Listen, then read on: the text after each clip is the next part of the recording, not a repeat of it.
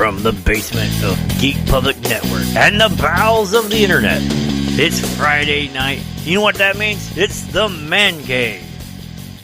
And your hosts, Pat, Bill, and Hump. Okay. Yeah, if you're expecting all of us, you're going to be disappointed tonight. Prepare for disappointment. Which, yeah, you got to get used to that anyway. It's life. Right? So, yes, this is the ManCave. It is just me and Brian. But we still got alcohol. Yes, we do. And that is the point.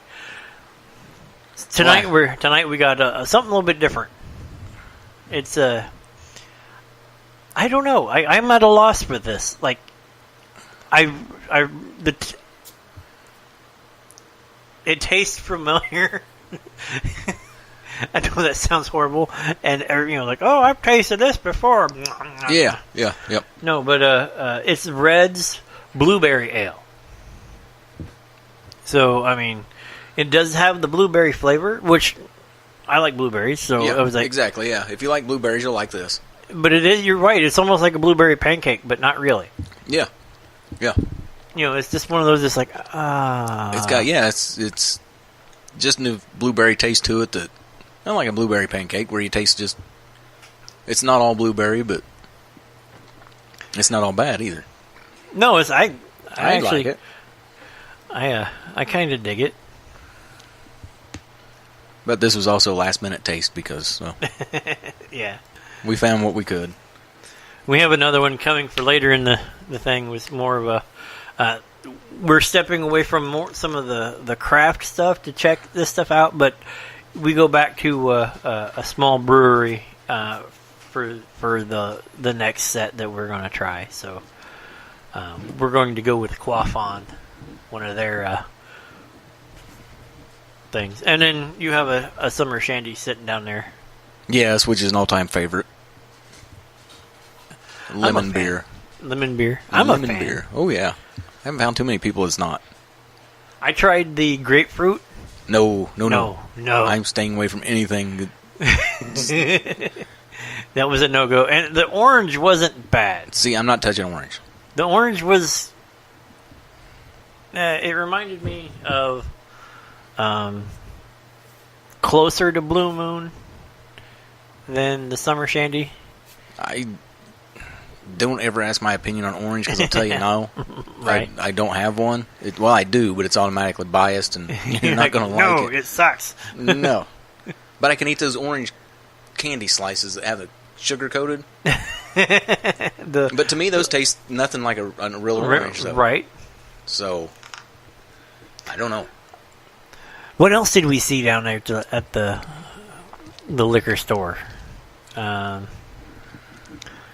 It seems like the big thing now is the beer in old bourbon barrels. Oh yeah, the like Dragon's Milk, the bourbon barrel ale, or yeah, those. I don't know. It's it's weird. If I'm going to spend the $15 for 4 beers, I'll probably go buy a bottle of bourbon. Right? What price do you go up to on a beer before you just say the hell with it and go straight to the hard stuff? I feel you. It's just one of those. It's like, well, it's like $15. I get 4 bottles for $15, or I get one decent sized bottle of bourbon and I get drunker. Yeah, for $20, and it'll take me longer to finish it. Oh yeah, yeah.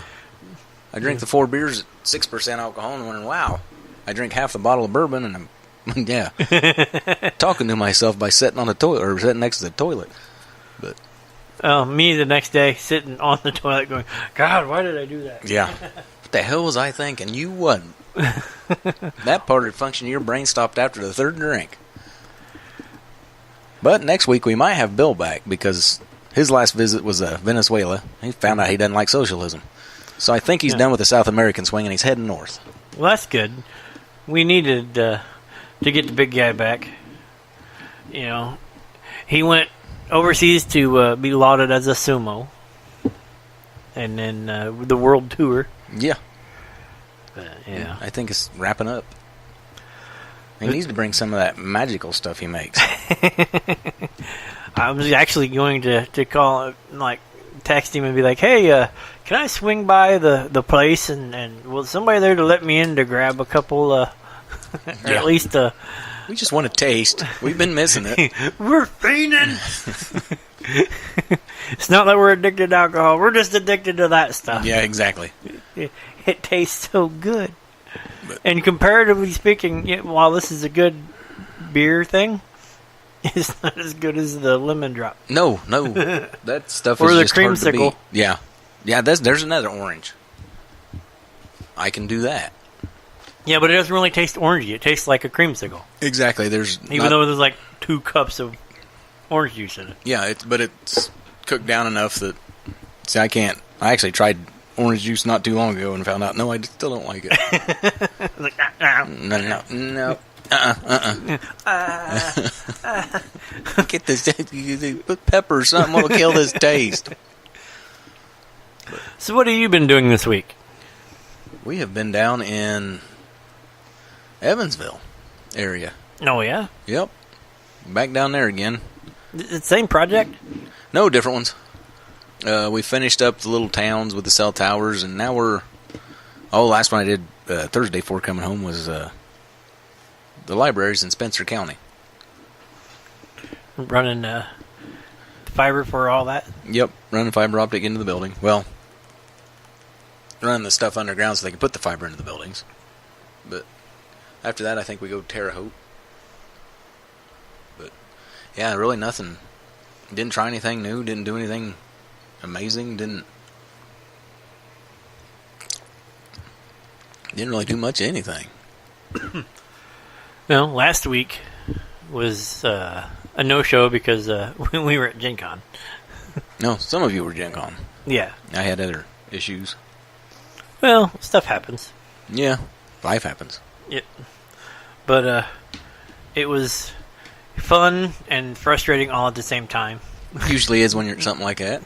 Well, we were in, because of the medical issues, we were both in chairs. Mobility. Yeah. One's a chair, one's a scooter. Doing the world's slowest Mario Kart race. Yeah. Yeah. Well, we had it turned down because it was the end of the game. That video was the end of the day, and we were both like really low on power, so we didn't crank it all the way up. Yeah, just make sure you can make it back. Yeah, that was because we were like 3 blocks. Like we were a block or 2 off of the back of Lucas Oil. Okay. Which puts us. And we took the video in the front of Lucas Oil, so we had to get through all the way past Lucas Oil and then go 2 blocks further. And we were already nearing the. Yeah, that's a good ways. Yeah, Lucas Oil's long. But yeah, we actually started that earlier in the week, running down because we were laughing and joking. And beginning of the days, we would drag race the things, and he had 2 batteries to my 1, so he was a little faster. Yeah. So he got to the point where he was letting me get out ahead, and then like coming by, Yeah. Just. So when we were joking, it was that it was Mario Kart and this, that, and the other, and we're talking about rubbing his racing and this, that, and the other, and trying to. I'm trying to not have him bump me. Yeah, exactly. Like, no, stop, Quit it. And somebody come up with the idea that the little yellow flowers that they had there looked like banana peels, because we were talking about, well, I'm out of banana peels, or I don't have any turtle shells. Yeah. So I got handed that. So we started off, and he come up behind me, and I dropped it right in front of me, and he totally did the because it's a 0 turn. Oh, where he can just spin 360s. Yeah, he just went, so he stopped and went, no. See anything interesting when you was there? I seen a lot of stuff that was there. Then I didn't, and then on the other hand, I didn't see a whole lot of stuff because I was stuck in a chair. Yeah. Which is kind of where some of the frustration with this last weekend comes from. Was made it all the way through the convention hall, the exhibitor hall, and this, that, and the other. But I can't tell you outside of like a handful of places what anything had because I couldn't get near the booth. Oh yeah, because your access is limited. Yeah, and nobody would like they wouldn't part the Red Sea. It was literally like I couldn't get up to the table to look. I couldn't talk to anybody. There was a couple booths that when we could get up and were looking, people ignored us. So it was just like, okay, well, fine. Yeah. But I got to talk to a few people. We made connections back with a couple gaming companies that we have some stuff going to be working with to get some interviews and stuff done with. If I can get the Skype thing figured out, we'll have them all. We'll be able to do them from here. Oh, Skype? Mm-hmm. Every time I get everything set, it shuts down broadcasting. Nice. I can record and do all the other stuff, but we can't broadcast at the same time. Can't broadcast with Skype. Right.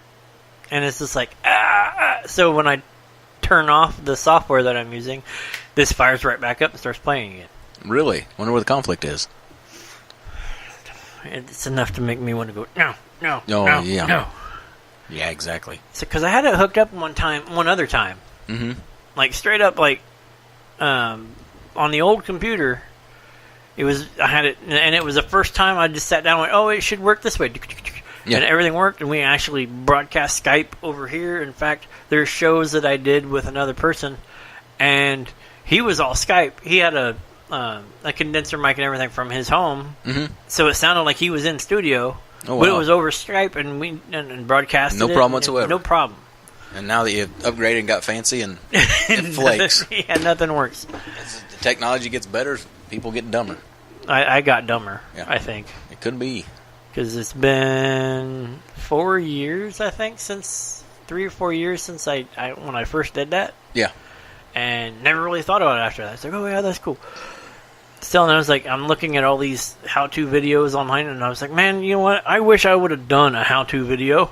Yeah. That way I can go back and watch it. How did I do that? Yeah. I've never thought about that. Do that for my old age, so. There you go. When I start forgetting things, like, I've done this before, I know I have. Oh, there's the video. Well, and you put the video out in, like, life. We talked about this before, doing a life skills. Like, what do you need to know? How to change a tire, how to change your oil. What every kid needs to know. Yeah. How to balance, make, well, there's no checkbooks anymore, but how to be able to balance your account, I guess, is what you'd call it now. Keep track, so just because you have a card doesn't mean there's money on it. And just because it says on your phone that you have money doesn't mean things aren't getting ready to come out. Exactly. Or that if you had $300 and you just paid a bill for $200 and you check your phone 5 minutes later, it doesn't mean you still have $300. Right. Or you pay a bill and 3 days later you still have $300. Yep, exactly. No, you still have to subtract the two. Yeah, just because they haven't, taken that out of the account doesn't mean that it's not. I worked with a guy. He divorced his first wife because she kept bouncing checks, and he's like, "We don't have any money." She goes, "Yeah, we do. We still got checks." This is back in the 70s when we got divorced from his first wife. But he said, "Yeah, if they had checks, they had money." He's like, "Yeah, that's the way it goes now." But or I'll just put it on the card. Yeah, that I get you. That's got my ass before getting credit cards. Mm-hmm. No, I'll just and then you end up paying $500 for something that should have cost you $50. Right? And you're just like, well, we're kind of stuck in that thing of because of paying on car repairs and whatnot. It's like, oh, I'll make a payment, and we go back and like as soon as the payment posts, the interest posts, and it's like we didn't make a payment. Yeah, it's like, God dang it. And we don't owe that much. Like, we're literally, we owe, a tenth of what some people owe. Oh, yeah. And so, it's not like we're... Some of the debt people have these days is just astronomical. Literally, if we saved, we could pay off everything and not, if we just dumped all the money and didn't pay anything else, we could pay off the credit card in a month. Yeah, that's about the boat we're in. Well, both credit cards in a month. Yeah. So... Because I got one in my name, she got one in her name. I just got the one credit card, and then we got a couple cards for stores, and the one store will be paid off this month. We didn't, not a whole lot on that, and the other two are, once it's done, the money we was paying on that, we'll slap it to the other one and get it done, and then just. But yeah, I think I don't know if they have those videos on, but I think somebody totally needs to start doing those videos. Like, here's how to do stuff you're supposed to have learned in school. I thought that after I had to change 3 tires for my daughter in 1 week when it was negative 5 damn degrees outside this winter. Was it all the same tire? No. Okay. All 3 different ones. Well, as long as it wasn't like this is the same tire over and over and over again. Now the one, I took the tire off. What the heck are you doing? And I said, is this one fixed? She said, yeah, so-and-so fixed it. I put it on. I set the jack down. I went back to my car because she was sitting in it staying warm. And I said, they lied to you. She's like, what? I said, that tire's flat again. So we put it back up on the jack. I said, I'll just have to come over tomorrow and fix it. So I come over the next day and fixed it. And then she calls me again, and I'm on 69, I got another flat. So I went out there, and come to find out, it was the style of wheel she had. Oh, really? And it gets corrosion around the bead, and in cold weather, it just lets go. Huh. So I told her, I said, guess what? I said, $40 or not. I said, fall. I said, take it out to your uncle. Get a new rim? No, not get a new rim. Just have him take the tires off, clean off around the bead, make sure it seals good. Mm-hmm. And we talked to two or three tire guys because, well, we had to go 2 or 3 places to get tires, and they all said the same thing. It said it's just the corrosion that gets around the bead. And he said, there's nothing you can do. He said, I just suggest taking it once a year and have them resealed. I was like, yeah, $40 a year is cheap compared to me having to come out here 3 times in 1 week when it's right. It's -5. That's not with a wind chill. So my wife did that. She called, and it was like 103 or whatever. That's what the Tahoe sensor thing read. It was like over 100 sitting. Some things that people need to remember. Okay, don't pull over on a bridge apron. No. She's like, well, I'm not on the bridge. I'm like, you're on the guardrail leading to the bridge. Like, you're literally stopped 5 feet from the actual start of the bridge. Mm-hmm. You cannot stop there. Like, she's like, but I can't go any further. Like, I'm afraid. And she shredded it. Like, the entire sidewalls gave out. Gone, yeah. Yep. Because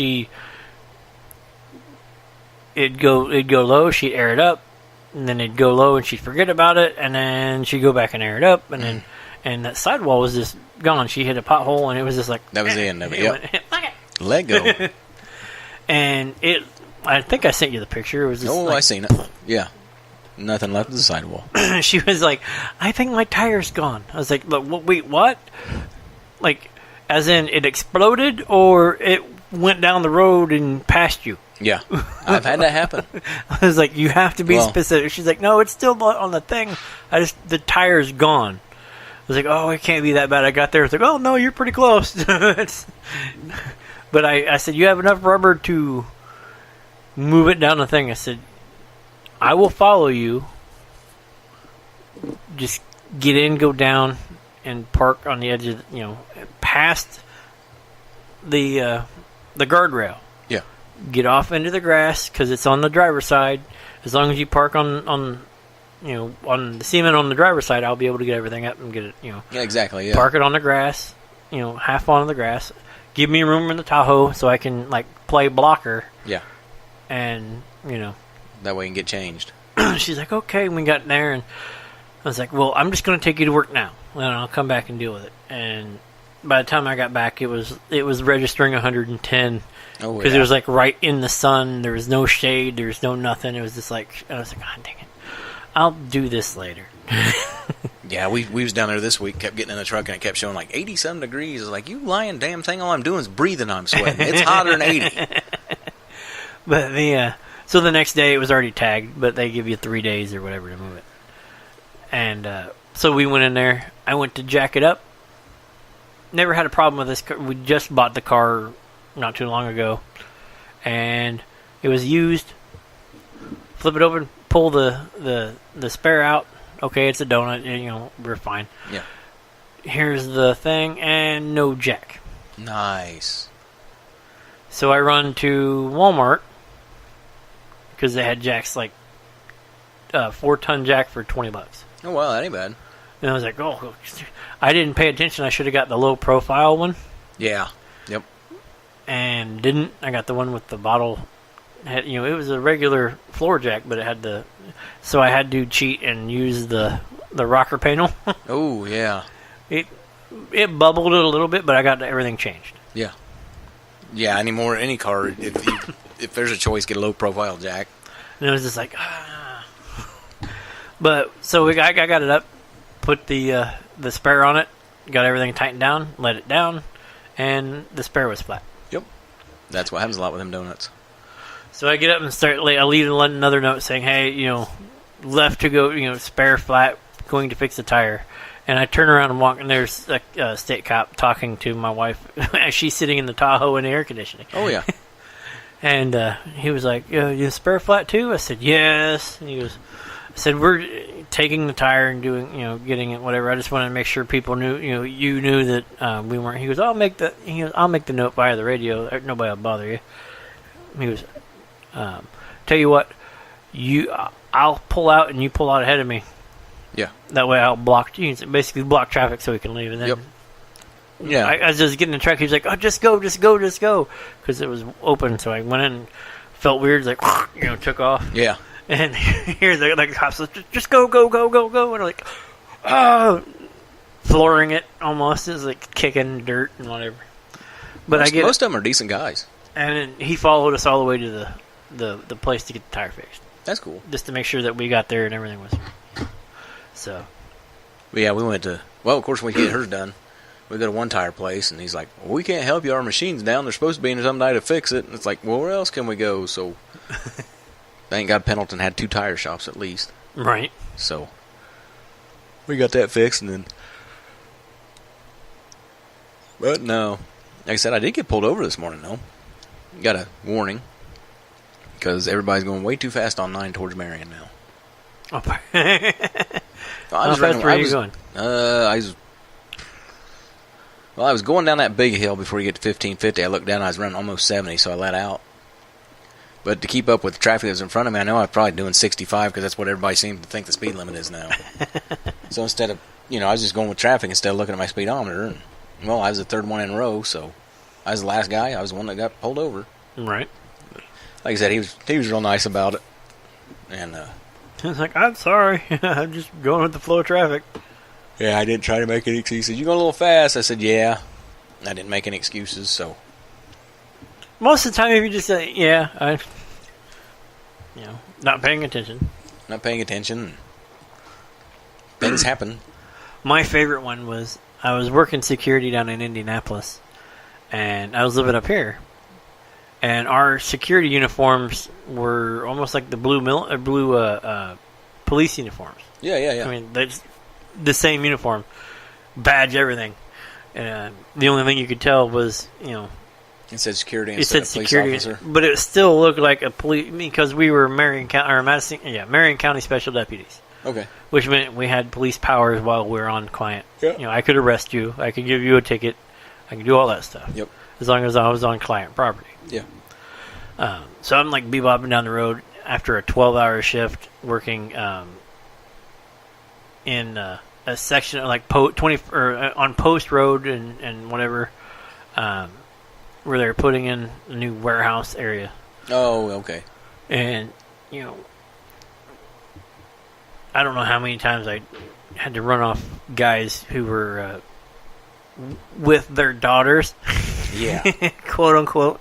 It's like, I'm just sitting here talking to my daughter. Why does your daughter not have pants on? Yeah. Like, just a question. Do you let her dress that way? It's like, I don't think you're old enough to have a daughter her age. Yeah. Yeah. But, so I was going down 37. If that's a token, I can breathe underwater, bastard. I was going down 37. The old carpet place there on 37.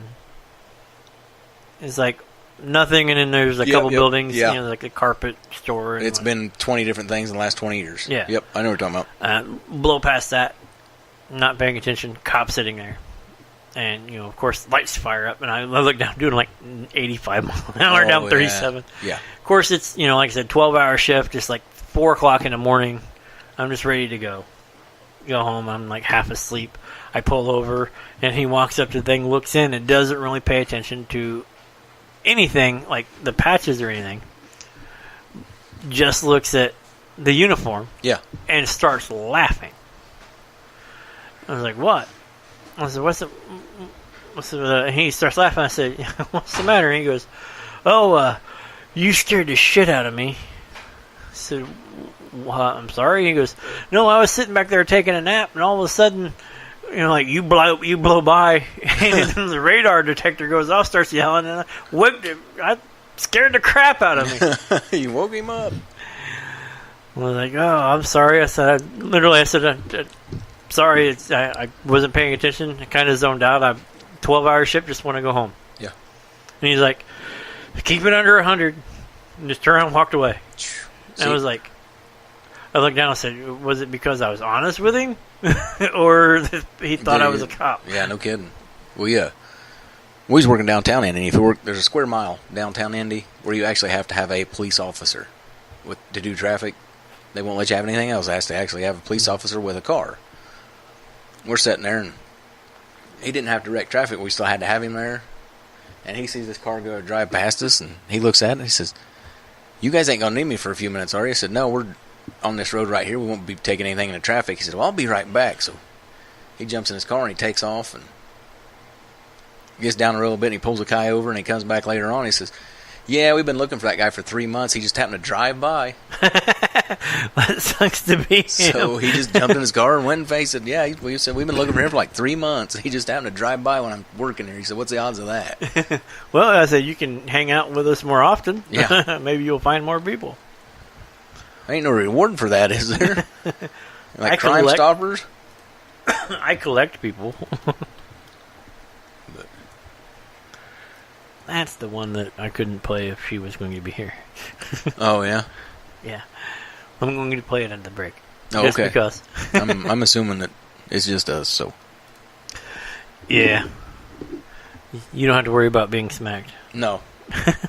No, I'm afraid I'd say the wrong thing, which is a possibility. Oh, my kids at the concert last night. Oh, yeah? And it's the Rascal Flatts, and yes, the concert did end early, and yes, there was a security risk is the reason. Yeah, they said it was a credible threat. Credible threat, yeah. Well, about 15 minutes early. They was probably playing their last song, which gave them enough time to come out for do an encore, but they didn't do the encore. But they're standing there in line, and they're looking at the way different people are dressed, and Sherry's wearing her jeans that are, of course, ripped up, and a T-shirt. And, of course, one of them, a couple of them in front of them, one of them was wearing I guess a dress that was so tight it was pitiful. And the other one, the short shorts with the butt almost hanging out or something like that. And Sherry looks at her mom. She said, how'd she put it? Yeah, she goes, there's a difference between a country girl and she's just sort of like herself. And then she points to those two women and says, and sluts in boots. Yeah, that is true. Yeah. And Angie goes, I just had to stop. She goes, I couldn't walk no more. I stopped and laughed. So what do you do? Yeah. I mean, you really can't be like, she's not wrong. No. I'm like, there's nothing to argue. You just laugh a little bit. But I was like, yeah, that's my kid. But she had a blast. It was her first concert. And I almost wish I'd been able to be there with them, but she had a blast. A couple of her friends went. And she actually, the strange thing is my wife's best friend calls her up and says, hey, you want to go to that concert tonight? She's like, well, I'm going anyway. Because her best friend somebody at work come up and handed her 2 tickets for it yesterday. Nice. So she called her daughter, who's been friends with my girls forever, and they all met down there, and then they upgraded and got 4 seats together. And so was it in the pavilion? Or? Yeah, they was in the pavilion. Nice. No, you get lawn tickets. You can go up for like $10 a ticket and upgrade the pavilion.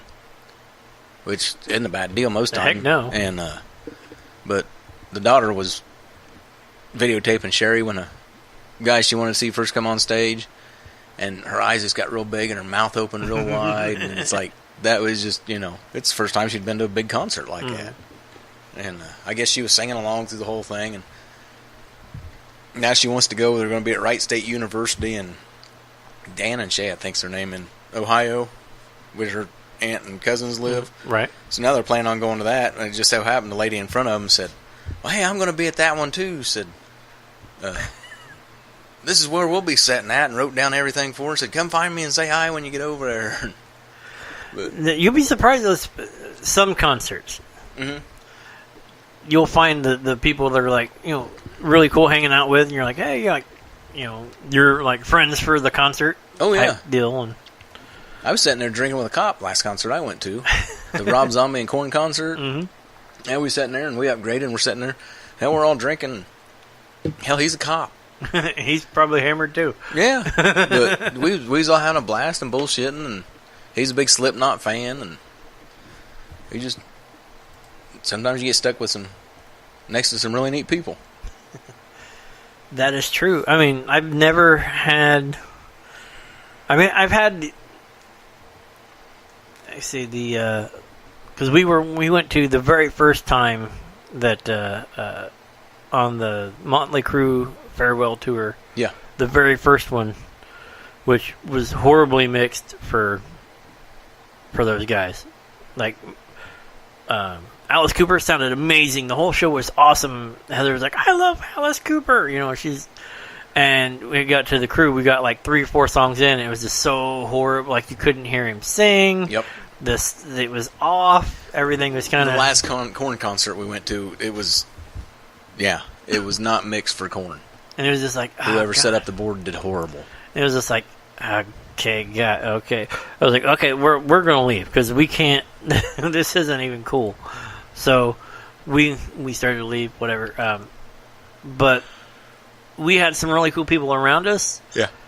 But we also had the drunk guy who wanted to fight security and, like, I'm fine. And like, so, like, because we got there early and was friends with the beer rep. So he was already there doing his orders. So he came and saved us a spot, center of the lawn, right in front of the steps. Yeah.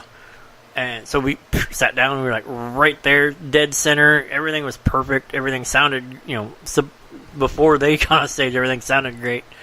And but so we got to watch like the beat down that happens, when drunk guys try to fight, 4 guys that are 6'5". Yeah, exactly. Yeah, we went to a couple of them and upgraded, and it was the very back of the pavilion, and it was over in the corners, but it was a raised up section, and it was actually fenced off. You had to show your ticket to get up in there, and then it was like you sat on bar stools, and you could see over everybody's heads. And we had a bartender there. Like, how do you get into that? You can't do it now. I've done it twice when they first did it. And we tried last time, a couple times we was there, and he's like, "Oh no, that's something or something." Before we just walk up and say, "Hey, we want to upgrade," and he's like, "Well, you want the tickets here?" Well, yeah, we want the tickets there. We walk up there, and like I said, I had to get up, walk 3 steps, tell him I wanted a beer. Go back over, sit down in my chair. Because that is where I would live. That's I didn't have to. Like, unless you had to go to the bathroom, you didn't have to leave. It'd be like, I'm going to sit right here next to that guy because he's got my stuff that keeps me interested. But yeah, like I said, they was great. But I guess people started figuring out what was going on, and now it's a special. Now it's like a VIP area and crazy stuff like that. I don't know. It's just, but. Yeah, we always upgrade when we get there, and we was going to go to well, she got tickets for it, but it's also the same day as the U.S. Nationals, that Friday. So instead of going to the concert, I'm going to drag races. And Pat can't go because they wouldn't give him a day off because, well, they fired everybody and they have no extra drivers now, I think.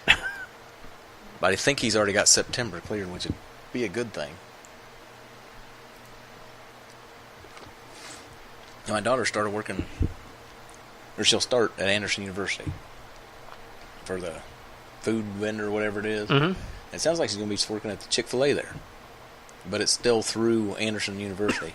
Yeah, most of those things are like work studies type things. But yeah, she doesn't get any free schooling, but she does get to use their health and wellness center for free. Gym, things like that. Right. But it's not crazy hours. She has to work Sundays from like 11 to something. The Chick-fil-A's open on Sunday on the campus? She's worked. No, not Chick-fil-A. There's no Chick-fil-A open anywhere on Sundays. Or I was going to say, like, that doesn't. No, they don't open it for nowhere. But she told me her hours. It's like 5 6 hours a day. Mm-hmm. And that's not bad. No, and then it's like 8 hours on Sunday or 6 hours, 6 to 8 on Sunday, something like that. But if she gets back to school, it's not a bad job to where she can still do her school and right, things like that. But she's looking into that now, getting back in. And then my 2 youngest started. Everybody's back to school now, I think. They had to start early because they was over in Elwood. And they started normal school this week. And they have totally changed how the student parking lot is now where the teachers parked. At the high school. So the back is the teacher's parking? Mm-hmm. And that's where the child pickup is, too. If you pick your kid up, you're in that parking lot back by between the football field and the baseball diamonds. Huh. And that's now... Well, they put the new secured front doors. Mm-hmm. And that's where they want to... funnel everybody through. That's when they want everybody going through. Huh. Yeah, they... Well, like I said, is there enough parking out front? Yeah, for the kids. Yeah. Yeah. Okay. There's actually enough parking for it, but because that seems like an awful big parking lot just for teachers. Yeah. Yeah, well, the front part of it's for teacher parking, and the back part of it's for when you come and pick up your kid. And but we was bitching about the $1.8 billion surplus the state of Indiana had. Mm-hmm. They actually, since Noblesville, and it was partway before Noblesville too, they had come off of their surplus so they could start making entrances to schools harder to get into, mm-hmm. in case somebody wanted to. And then we get, some crazy ass Muslim who sets up a place in New Mexico supposedly to train kids how to shoot up a school. Did you hear about that? No, I did not. Yeah, a compound out in New Mexico. They found one dead body, a whole bunch of malnourished kids, a bunch of guns, and they think he was training kids to do school massacres. That's national news. I'm not making nothing up. That ain't no crazy Facebook stuff. Yeah, look it up. It's nuts. And the bad thing is I don't know. I hate pointing fingers to FBI, law enforcement, or anything like that. But it's almost like they was so afraid to offend anybody that they just let it go on. Because like one guy actually called in and said, "Man, there's a bunch of kids running around here malnourished and this, that, and the other, and they're asking for food." And I guess that kids in poor health is not a good enough reason to go. I don't know. It's a messed up story. Yeah, that doesn't see. You don't find anything about the compound in New Mexico? Really? Let me see. Like I said, it was on the national news tonight.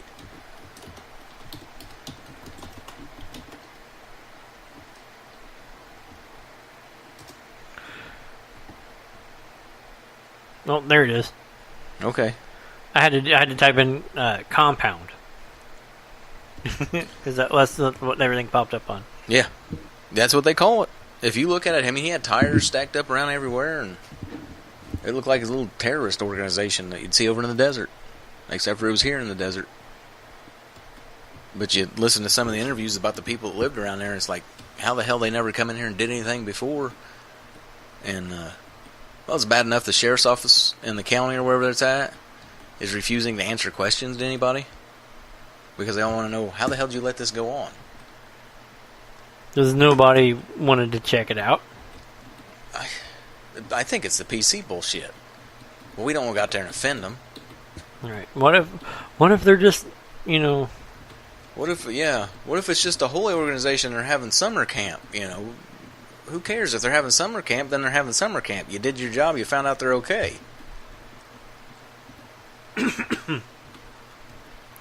Yeah, looking at the pictures of this there's nothing good could have came from like the way that's set up.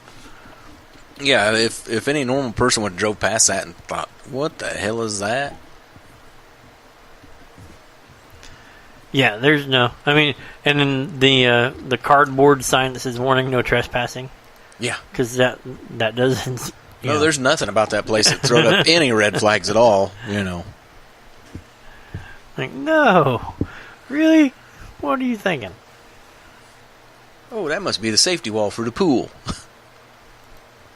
They want nobody trespassing so they don't get hurt.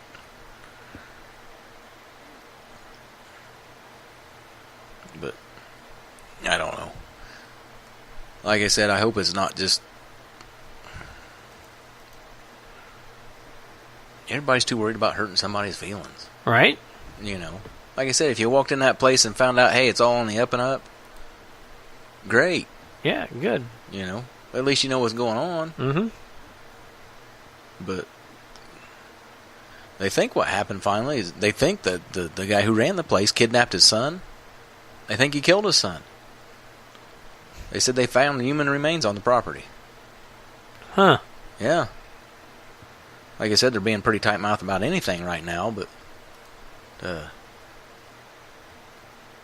No, that concert last night, going back to it since, we are all over the damn place. It happens. Homeland Security's actually, it was a plausible enough threat that Homeland Security is investigating.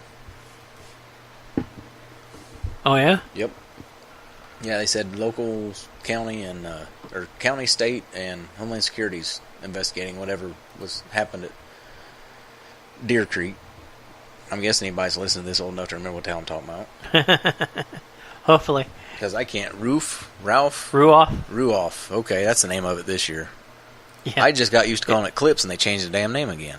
Yeah, I started. I was like, nope, and it's changed. Hey, where's the concert? Where the hell is Ruoff? They built a new place? Oh, no, they just changed the names. And I'm looking for that, because I actually pulled it up just to be curious, like how much tickets are to get into the they have it listed as decks, like Deck H and Deck D. Yeah. And I'm going as far as like down to Five Finger Death Punch and Breaking Benjamin. Yeah. It's still sold out. Oh, yeah. They sell out instantly now, almost. It's crazy to get a deck. I'm like, I want to get those tickets. Like, Pentatonics, is that I'm going to have to... But I was able to, like I said, that one year I upgraded to them twice. That's because crazy. No one knew about them. They opened it up, they didn't advertise nothing. I was like, you mean I got to sit here in a bar stool, look over everybody's head, and they can stand up, and I was still sitting down and seeing over them. And I've got my own bartender. So this says this section is unreserved general admission. Which one? Deck H. Oh, I don't know. But it also says no seats available. Yeah. And that's at the Pentatonics. Like, I didn't realize they were that big of a draw. No, Brittany went to her first concert this year, too, and she had a blast. She went down to the Warped Tour, I think. Little Brittany got in the mosh pit. Gets elbowed, turns around, and finds out it's her cousin. Oh, yeah? Which ain't a bad thing, because it was her cousin Taylor, who's also, like, good God, Taylor's 6'5", 6'6". It's like, hopefully you stuck around him the rest of the day, at least in that mosh pit. Right. Because your tiny ass get ran over. But, no, she had a blast. Got to see the band she wanted to. But Sherry's hooked on concerts now. But she picked a country, and Brittany wanted, I don't know. She wanted the Warped Tour, because half the bands, I hadn't heard of any of them. There was like 3 of them I'd heard of, out of the 20 guys that was playing.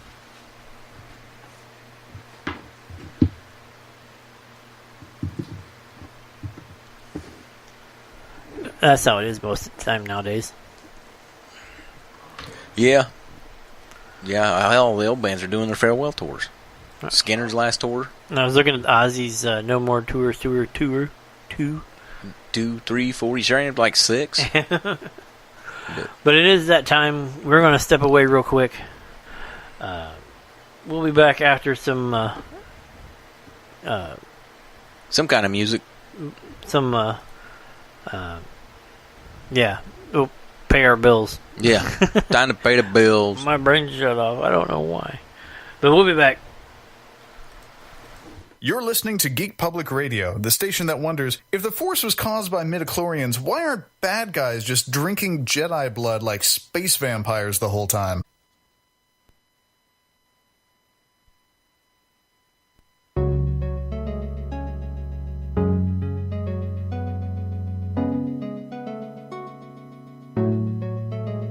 You're listening to the Man Cave right here on Geek Public Radio with your hosts, Pat Brooks and Bill Maddox.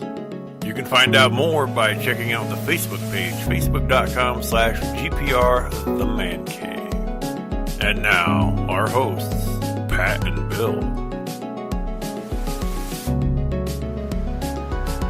Well, it is Topher and Brian. Yeah, or Hump. This isn't the first one. Hell, I'll answer anything.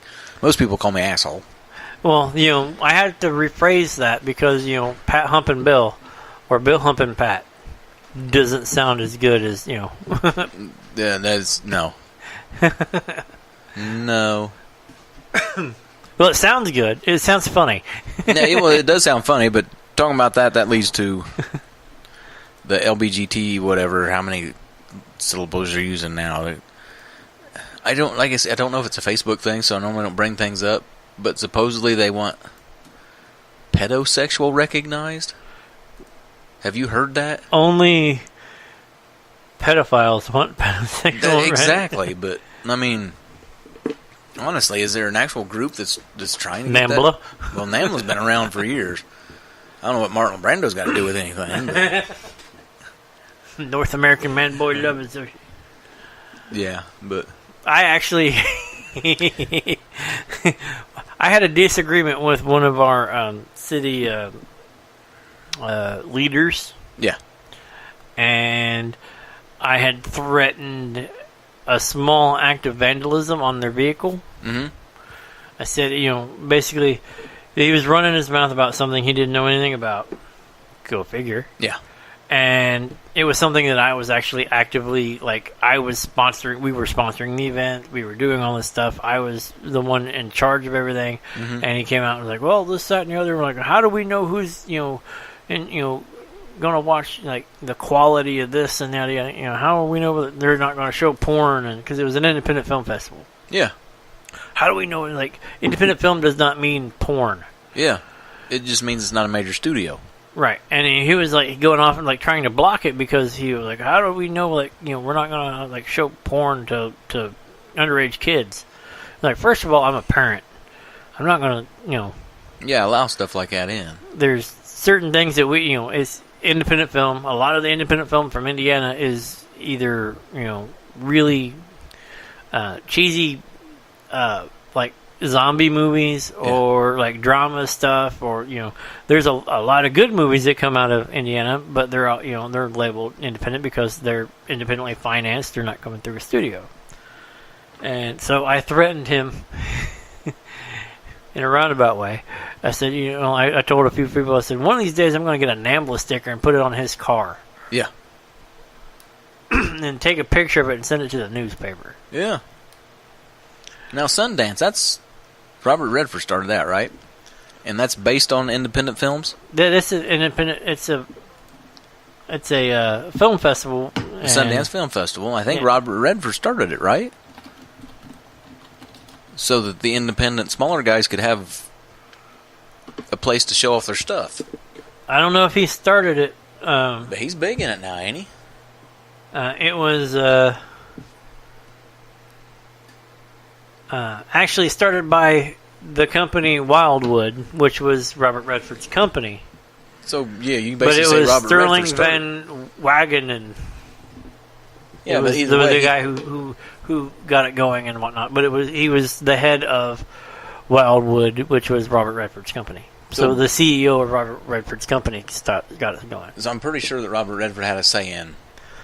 And it was actually serving the Utah Film Commission. It was, part of, they tied some of that in to boost the film, Yeah, but now it's one of the biggest festivals in like Sundance, Cannes, the Toronto Film Festival, South by Southwest. Yeah, but yeah, Those are the big ones. the ones that comes to my head, Cannes and Sundance are the two that come to my head, and Toronto. Once you said that, and Well, South by Southwest is huge, and it's down in Austin. okay, I thought that when you said that, I thought that was Texas, but we're But also they have a trying- lot more than just film. I mean, they have like a lot of music stuff that goes on in South by South. They're everything, And, ain't it? Tech Yeah. stuff goes on there. It's like, I think I want to say Rice University. Right It around covers there. the gamut of everything. Yeah, I mean, it's a multimedia. We can say it that way. So, Yeah, you know. that's the best way to put it. But multimedia, we're let you know we're trying something new this hour. It's called the Strawberry Blonde by Quaff On Brewing Company, It's which a is 6-foot strawberry blonde. 6-foot strawberry blonde. Well, the front shows strawberry blonde. The back says 6 foot. Now my bottle doesn't hit a foot, so they're lying. But yeah, This Quaff is one On of brewing. them. Yeah, that's one of those. They have 4 barrels. That's what they call them. It's a 4-pack. Yeah, So it's not. I mean, it's a little bit more expensive because I think we bought the 6-pack of Reds for a couple dollars more than what we paid for for $1 more. For $1 more than Cold, Yeah. Well, that's because he screwed up on that too. right? But thank him. He stuck to his word. Yeah, he's like, well, he already rung it up. So Yeah, it's too late. But yeah, 6-foot strawberry blonde by Quaff On, which is in Nashville. So nice little trip if you get down there. Stop in, taste you one. Oh yeah. They offer more than this. Oh yeah. They have Busted Knuckle, which is the one that they came out with first. Well, at least that's the one that got my attention. Yep. It was the one that got picked up by Anheuser because they're distributing RJ or whatever the place here in the Anheuser, the Budweiser plant or whatever that distribution. Oh, They got distribution through them. yep, So they're in almost every bar now. yep, Busted Knuckle is actually pretty good. yeah. Um, Now, that's not an Indian Pale Ale, is it? no, Okay. no, it's more of a darker beer. Darker It's- beer? Yeah. But no, it was. That and most of these little breweries are gonna, unless you absolutely hate beers, they're gonna have something you like. Mhm. They brew stuff to cover the gamut. And the Busted Knuckle is an English porter. Okay. You like that other porter that we had? Yep, I would try that. So Busted Knuckle's something we're gonna add to the list of trying out. But yeah, I'd suggest trying this one. Don't listen to me on Indian Pale Ales because I haven't. It'd be like It's just listening not to you to on my- an orange. Yeah, it's not. It doesn't appeal to me at all. Now there's some people that don't like.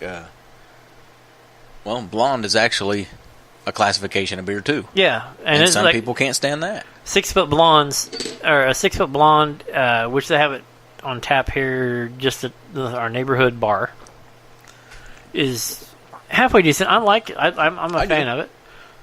The strawberry, Slight, it's not like the blueberry not at all.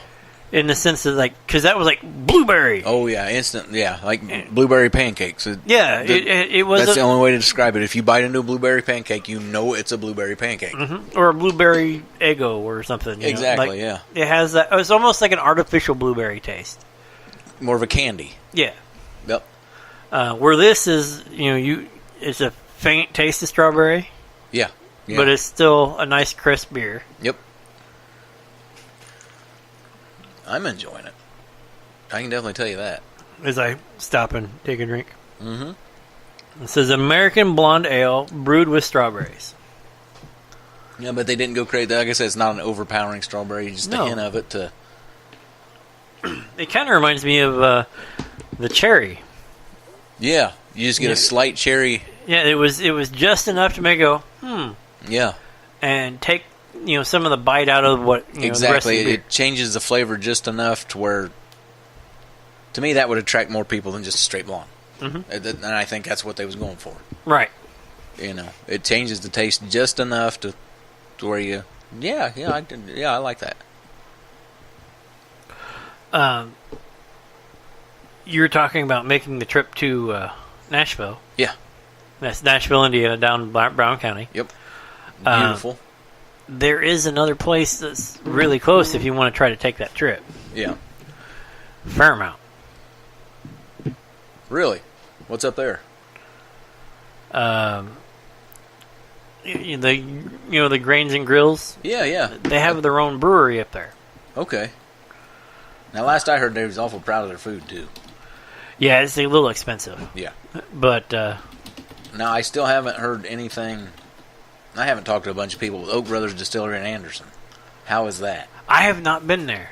Oh, it's called the one in Fairmount is called Bad Dad. We've got the coasters. Coasters for Bad Dad. Yep. From Bad Dad.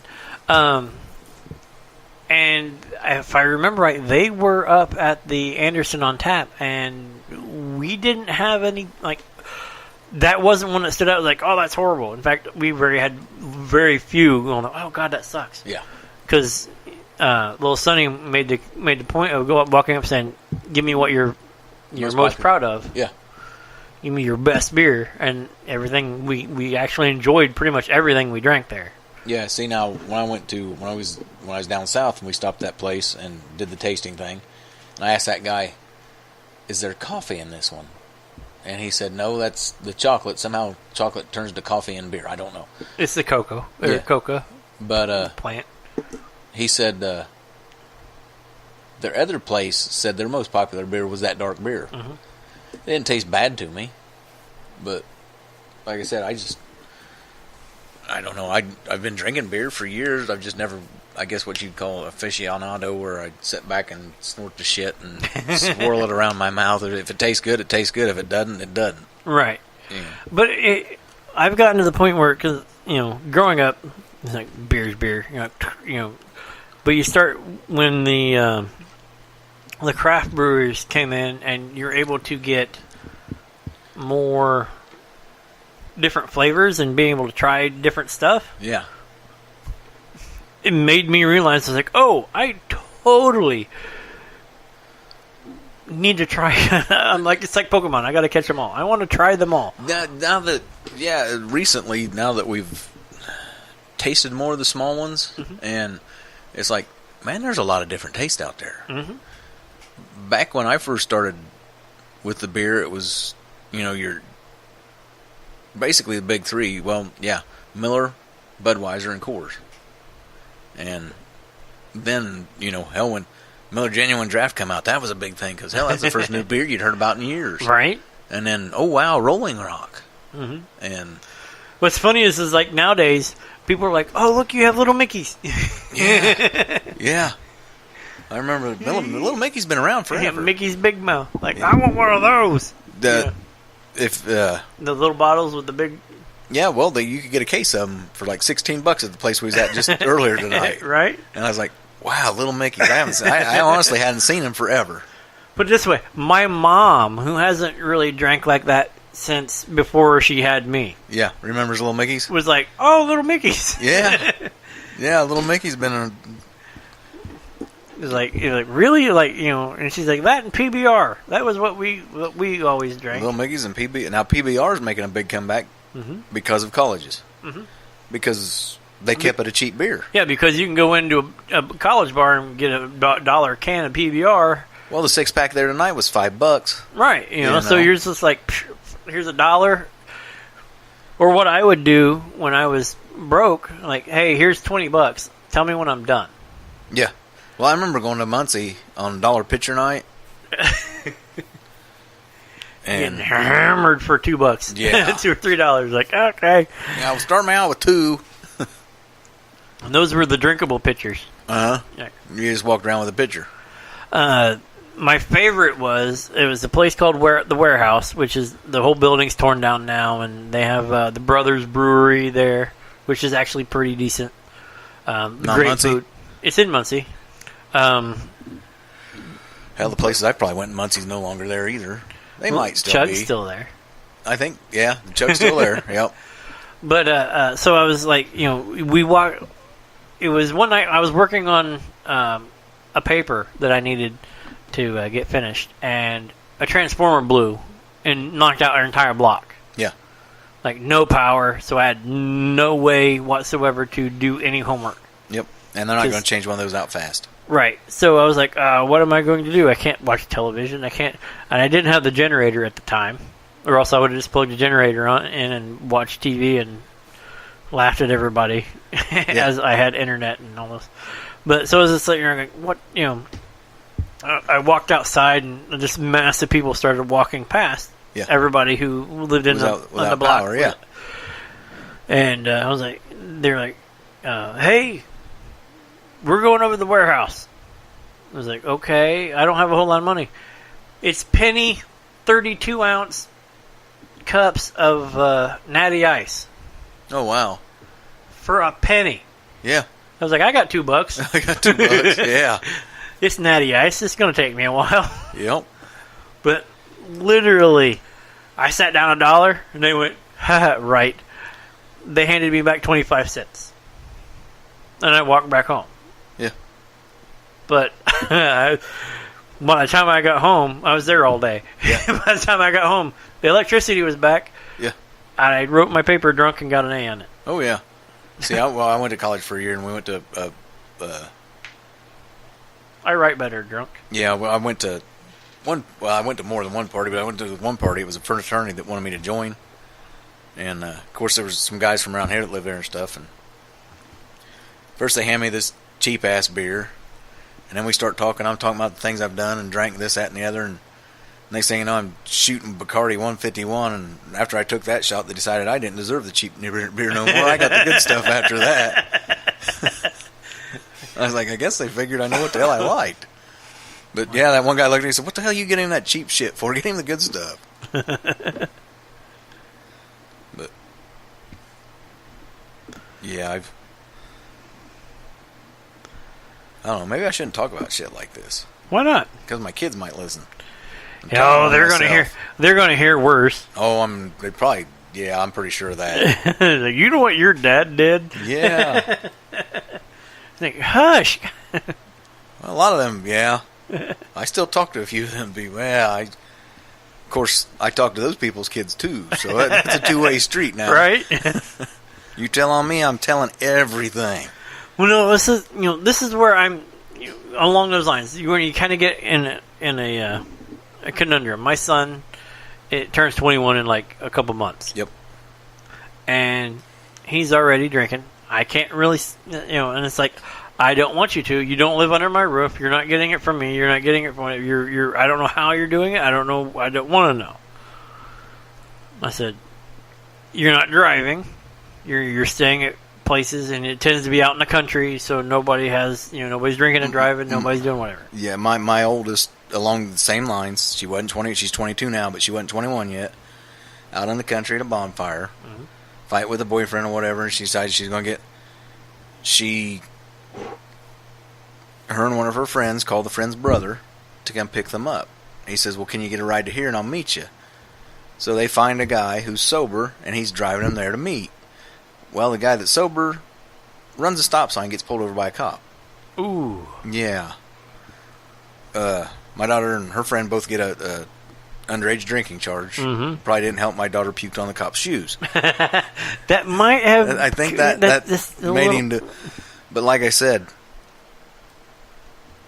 at least she didn't try to drive. Right. At least she knew to get a ride. And that's one of the things that's like, you're not driving, but other people are concerned that he's...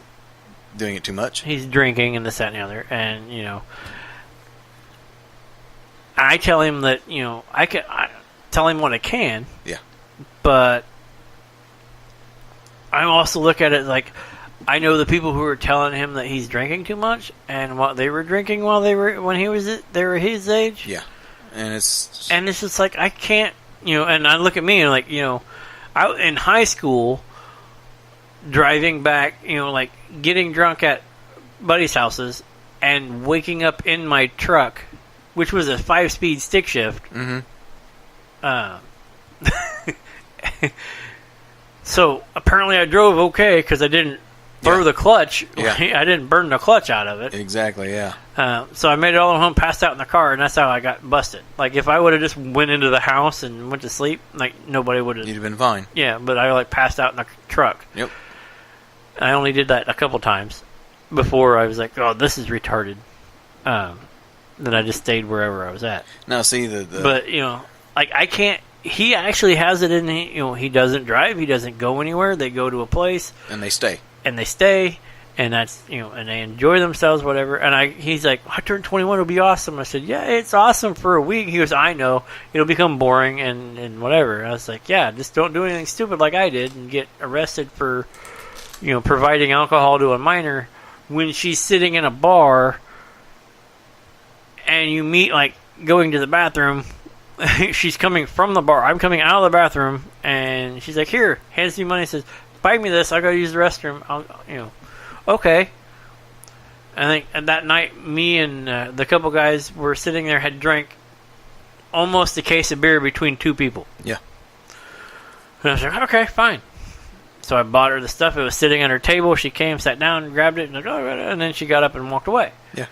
And then found out that she was in high school. Oh, wow. And took the stuff to her school and got busted in the locker room. Nice. And then immediately went, he bought it for me. Oh, yeah. Yeah. So I got in trouble, even though I was in a bar. And yeah, she came in the bar. Granted, that bar it didn't have a good, it's torn down now, but it's no longer there. Yeah, it didn't have a good reputation for carding people. Mm-hmm. Yeah, the only thing I've warned my kids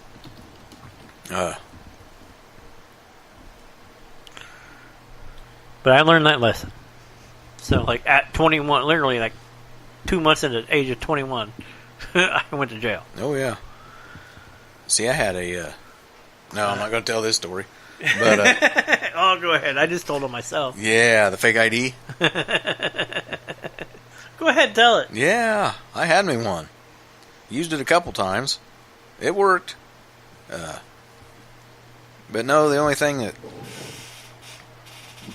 And it's nothing bad, but, you know,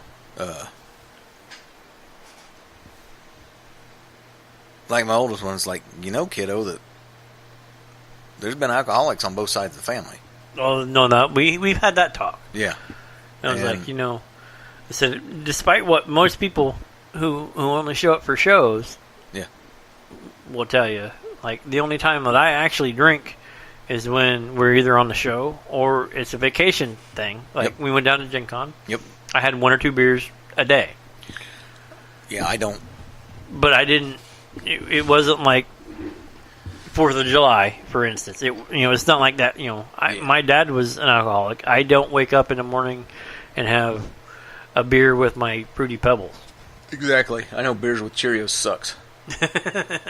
But, So I had that talk with him. I was like, you know, it runs in the family. Exactly, yeah.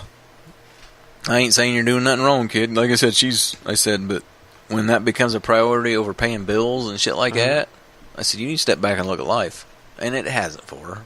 Right. And I don't think it will. She's got a good head on her shoulders and things like that. It's just, the shit will sneak up out of nowhere and grab you. Oh, yeah. And they tell you marijuana's a bad drug. I mean, honestly. Yeah, I've never... was like, oh, God, I need to, you know. Yeah, I've got to go get high. No, I've never really met nobody. What was that movie where Dave Chappelle was in it, where he goes to rehab for marijuana?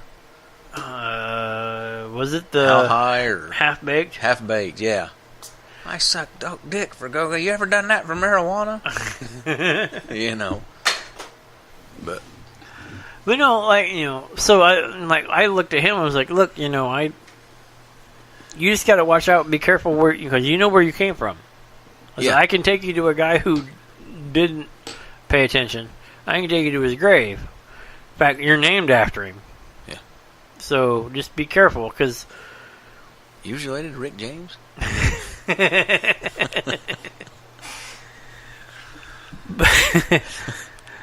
But so I was like, hey, you know, I said, you know, this is And he's like, I know. He goes, but I don't do it that often, but I have been hammered. I said, I can't tell you that it's bad because you know what? I've done it. I've done it more than plenty.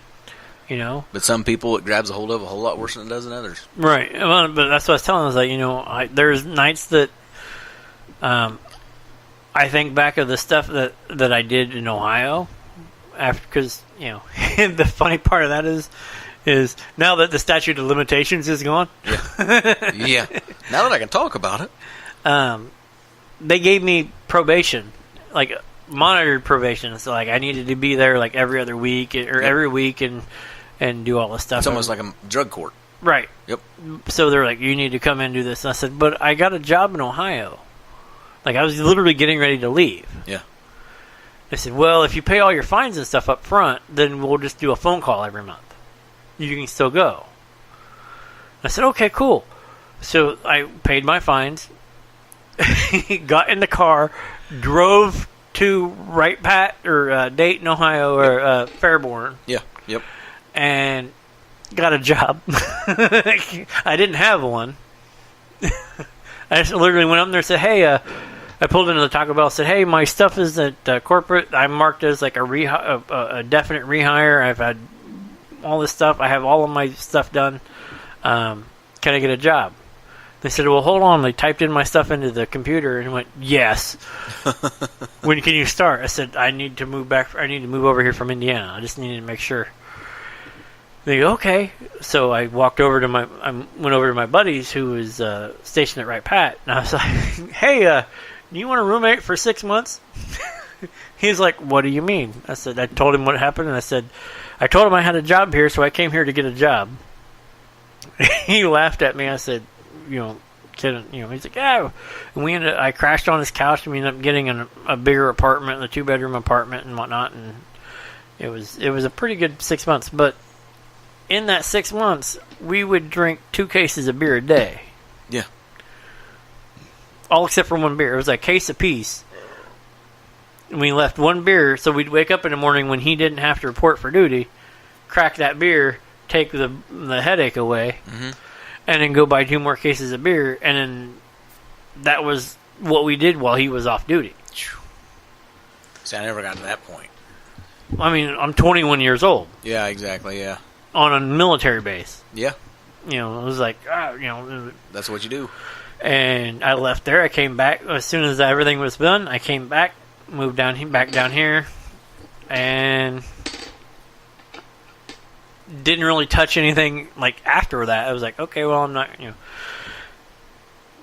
for like 2 or 3 years before I actually started drinking 1 or 2 beers again. Yeah. To me, I was like, I drank enough beer. I don't care. See, I'm done. I've got friends to this day, and they know it.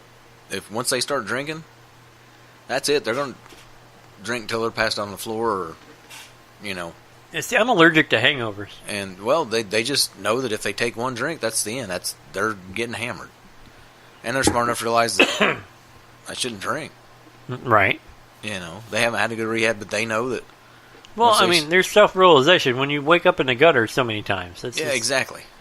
If you know that, and like I said, hell, I've been with a couple of them guys when we've been, hotel room, ain't got to go over for the night. Yeah, they'll do it then. Mm-hmm. But, yeah, they're... As I smack my beer barrel against the mic. But does some good times, though, with those guys. I mean, it's all in realizing what you're going to be. I mean, because I know a couple guys who, they're like, oh, well, this, that, and the other, but... I took it easy this 4th of July. Walking around. I know you looked at me and went, hide this, put this in the cooler so I can't get it, and put stuff on top of it. And then, like, 10 minutes later, you're walking around with the bottle. I think I handed that bottle to a couple people and said, don't let me know. You're like, here, put it in the cooler, whatever, and put stuff on the cooler. I said, there's a cooler over there? You're like, yeah, it's hidden somewhere. I don't know. Just go over there. So I did. I was like, okay, well, I took a sip because it was the black? Yeah. Yep. I was like, I took a sip, so I was like, okay, that's pretty good. And I did get that bottle back because I think I left it with Jim for a while. because I stuck it in the cooler and put everything back on top of it and closed it up, and then next thing you know, you're lighting stuff off, walking back with the bottle in your hand. I was like, I didn't even see you. Is that a second bottle? No, I think that's when somebody got the picture of me. I was like, that should have been put away. See, now I had a little bottle in there. It wasn't a little, but I had a big bottle of apple that had maybe about an inch or so left in the bottom. I was smart enough to leave that in the freezer because I wouldn't have been able to put that one down. That shit is delicious. Oh my god! Yeah, it's that almost ranks up there right behind the lemon drop. As in, you can just sip on it all night long. It is just crazy but don't expect me to be tasting too much of that stuff on here. I'll tell you my opinions if I've tried it before. But there's not a whole lot of I will. It's up there. Yeah, the Baron 70. Yep. My buddy of mine was like, that's the worst tasting rum ever, and I was like, I like it. And he's like, how can you call yourself a rum guy if you like it? I said, because it tastes fantastic when you mix it with Powerade. Yeah. And he goes, what? I said, I can't have rum and Coke. I don't drink sodas. Yeah. So the only thing I drink that's Powerade. Not water is Powerade and beer. Yeah. I said, and I don't do Gatorade because it has too much sugar. Yep. I have extremely low blood pressure, so all the extra salt that comes in the Powerade actually helps me out. Talking about blood pressure, this, that, and the other. Here we go off on a tangent again. Her wife had her pacemaker test done today, and they turned it off. Mm-hmm. Her resting heart rate without the pacemaker is 50. That's not bad. But, yeah. Now, if it drops, then you get it. That's where I was at, because my resting heart rate was 62. 50 is low range. Well, my resting was 62, and then when they checked it, I started to have an episode, it stopped. It stopped for a minute. I'd passed out before that actually got that low. But that's why she has the pace. And then her top part. Then it's never the bottom. It's the top one. Mine too. Yep. But that's actually where they screwed my heart up, because they had it when they put my new pacemaker in. Yep. Did they have to change? They leave the leads, right? Yeah. Okay.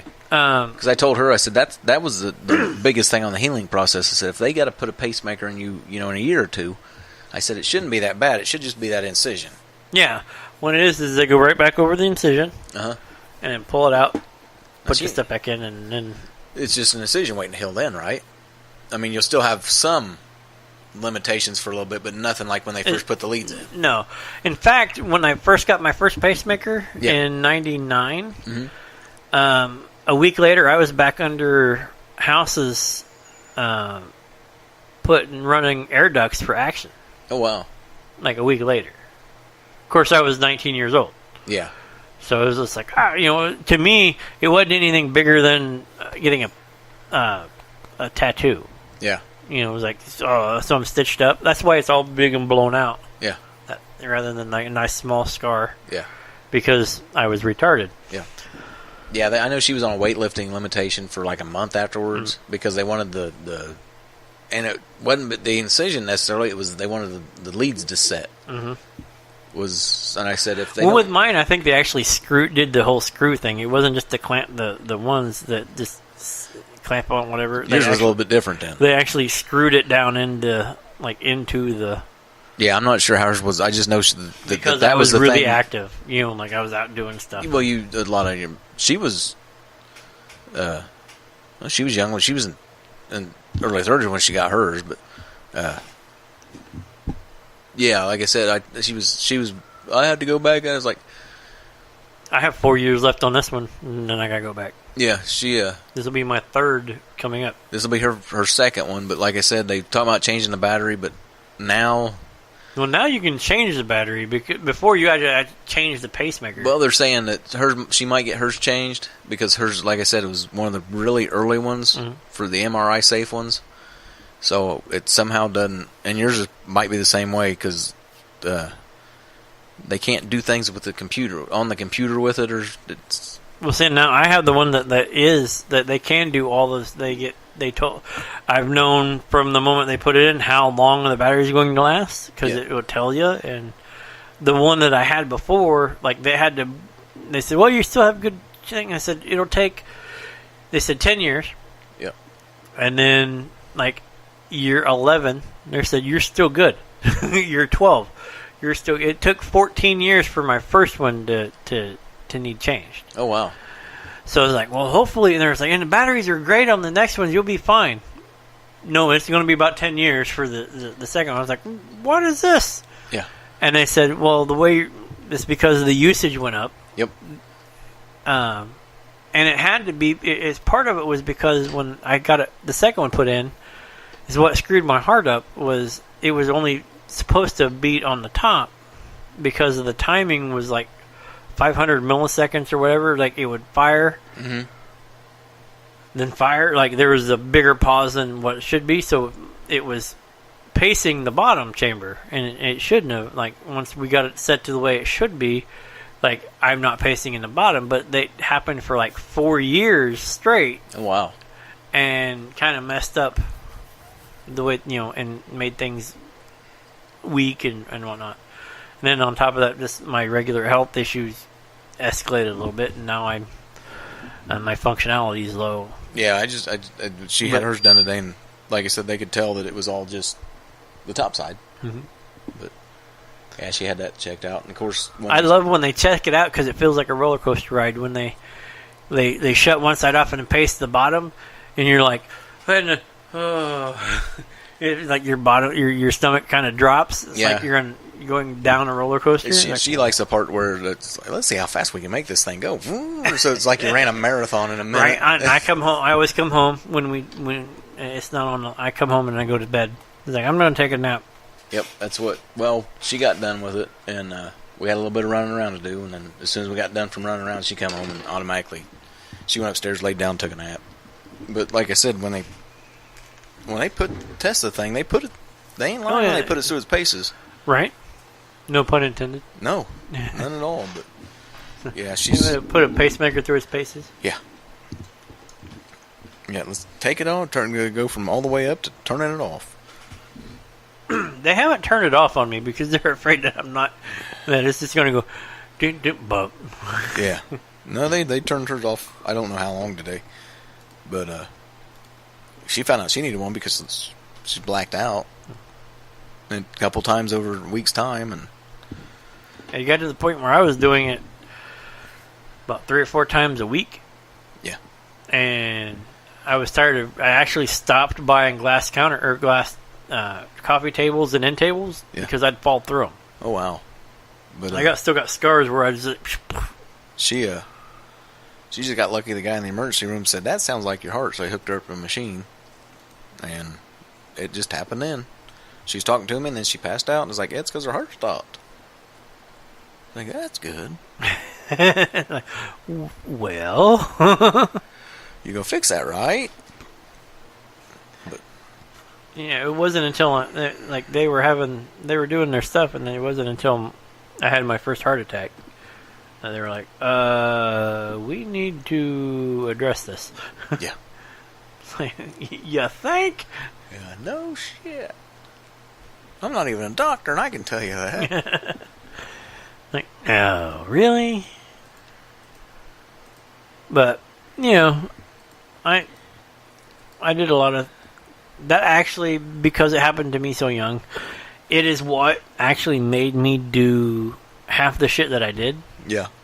I don't think I would have fought so hard to get back into college to become an archaeologist. Yep. If they're like, well, you're going to have this, you're probably going to have this, and yada, they're talking about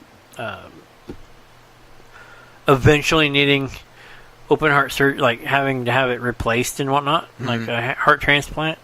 When I was 19 years old, they're like, you're not in that area now, but eventually it's going to happen where it's going to wear out to the point where you're going to need it. And now they keep bumping up, saying, well, you're getting closer. You're getting closer to needing it.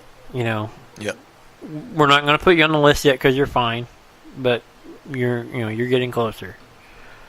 And I'm sitting here going, so like I was like, well, screw it. If this is going to happen to me, I'm going to do what I want. Yeah. I became an archaeologist. While I was an archaeologist, I was like, I had health issues get worse. I was like, I want to make movies. Yeah. So I started making movies. I want to be on the radio. So I started a radio thing. I was like, literally, I did everything I ever really wanted because, I was told at a young age. Yeah. It's not going to, Yep. I'm not guaranteed the 50. Yeah. So, before having to have, my chest ripped open and new shit put in. Yeah, see, she'd already decided to go back to school, and that was because the job market sucked. Mm-hmm. And she did all that, and she was working. I think she was going to school at the time. No? I can't remember. I think she was. But now she's going for her master's. And, but she enjoys what she does. Right. And I've seen some of her, they're not rants, they're just reminders. yeah. She knows what she's talking about. Oh, yeah. Yeah, she went off on they had the DCS protesters. And it's almost along the lines of prison guards. Mm-hmm. And no one thinks that DCS workers or prison guards or anything. They see society's worst. Like all the time. If they're called into a situation because that person's usually a total shitbag. Right. They're not getting called because, hey, this lady's got her kid potty trained by age of 1. They don't see nothing like that. Mm-hmm. They see society's worst. They see the dope head parents and the meth head parents and the parents that just don't give a shit. Like this more money on the check. Yeah, and then the prison guards. Ain't nobody in prison in there because they're a nice person. Right. So they're definitely dealing with society's worst. And that... Somebody put something on Facebook, posted it, and they was right. There's shit you can't talk to anybody about. That's because no one will understand it unless they've been in there. I was only in there for 2 years, but oh yeah, I talked to this guy today. He was a murderer, and I talked to another guy today. He was a child molester, and I talked to another guy today, and he's got coke dealer. Mm-hmm. But. But that's the thing, though. I mean, look at your group of friends. So, I mean, you're one out of whatever. All of the friends, almost all of them, work there. At one time, yeah. So, let's see. Bill worked there, and another friend. Little Sonny worked there for 15 years. Here's the thing: Bill worked there. Bishop worked there. Mm-hmm. Bishop got me a job there. Right after that. Little Sonny started working there. Popeil started working there. Bill got a job back there. Well, even Pat worked there for a little while. Yeah, I got out. Those guys stayed. But they say that once you work in a prison for a year, psychological tests, you're not normal anymore. You're not crazy. No, but your sense of normal is different. Exactly. It definitely changes you. There's no doubt about that. Granted that you look at our friends, they're not normal to begin with. But. Yeah, we was fucked up to begin with. But yeah, it's on a day-to-day basis, and that's like my kids and my wife and friends, and I've all heard them say it. And they talk about child molesters. That sick bastard. It's like, you meet a child molester, a lot of times that's one of the nicest people you'll meet. They're like, well, what do you mean? How the hell you think? They're not going to attract a kid by being an asshole. Right. I said, they know how to talk to people. I said, they're friendly, polite. Unless somebody tells you, hey, that's a child molester. You probably wouldn't know it. Probably never know. One of the nicest guys in the prison. Older guy that was there. This sick son of a bitch, they pretty sure he killed a kid. I think the guy's dead by now. They pretty sure he killed a kid, and the cops had come in and he just play with him, thought it was hilarious. But they couldn't prove nothing on him, and they couldn't find the kid. And, it was just fun games to him. But if you see him on it, you just see this old, balding, white-haired guy walking down the street, and hey, how you doing? And you think, oh, that's a really nice guy. Mm-hmm. He's a goddamn child molester and probably a killer. Mm-hmm. Well, I mean, a lot of the people, like, you're looking at, like, a lot of the serial killers. Bundy. Very charismatic and considered handsome. Mm-hmm. Ran around with rich people. He was was it Bundy? Yeah, I think Bundy was the council chair or whatever for the Democrat Party of Chicago. Yeah. Like in his precinct area. Yeah. Gacy. Clown at kids' parties. Mm-hmm. Killing kids. And but you talk to him, and there's like nothing out of the ordinary, nothing wrong, no flags fly. Now you go the other direction, you see a Dahmer who's a quiet loner. Mm-hmm. Nobody's seen that coming. Mm-mm. Most of the time you hear about serial killers like, well, I never thought of that. I never thought we'd... No, it's because they know how to act normal. Right. But they also know how to act. That's another big thing.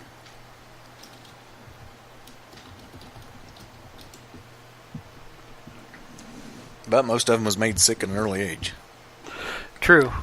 And literally right now, if you look, there are about an estimated 25 to 50 serial killers active right now in the United States. Yeah.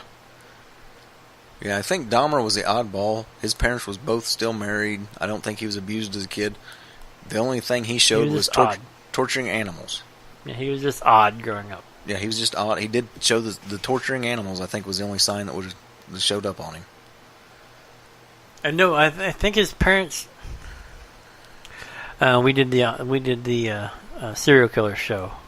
Yeah. And we actually delved into his childhood a little bit on that show. But I don't think there was a mental or a sexual abuse with Dahmer, was there? Not that I'm aware of. Because usually the three things is mental abuse, split family, and then a lot of them, the first signs was torturing animals. Yeah. In fact, he was like, until he got sick, because he was, if I remember right, he was a normal average child up to when he got sick. Because he got sick as a young child, mm-hmm. and then like wasn't quite right after the illness. They also claim that he was also a homophobic homosexual. Mm-hmm. So he'd have sex with a kid, and then he'd feel bad, and I'm not a HUD, so he'd kill him so they couldn't tell on him. Right. There's all kinds of... The human brain is just an amazing thing, and nobody's figured it out yet. No, and the the weirdest stuff will break it. Oh yeah. Yeah, it's as simple as the terms that I could place it being, having a psych degree. The simplest, some of the smallest things will actually break and snap you. Yeah, what some people's another day at the office will totally break another person down. Mm-hmm. And talking about break, I think we's about broke, so we needs to take a break. Yeah, my bladder's about ready to break. Yeah, it tends to do that after 3 beers. Yeah, well, it happens. But we'll be back after these messages and some music. And, well, you know what? Hang out with us. We'll be back. You're listening to Geek Public Radio, the station that wonders what Benjamin Button wanted to be when he grew down.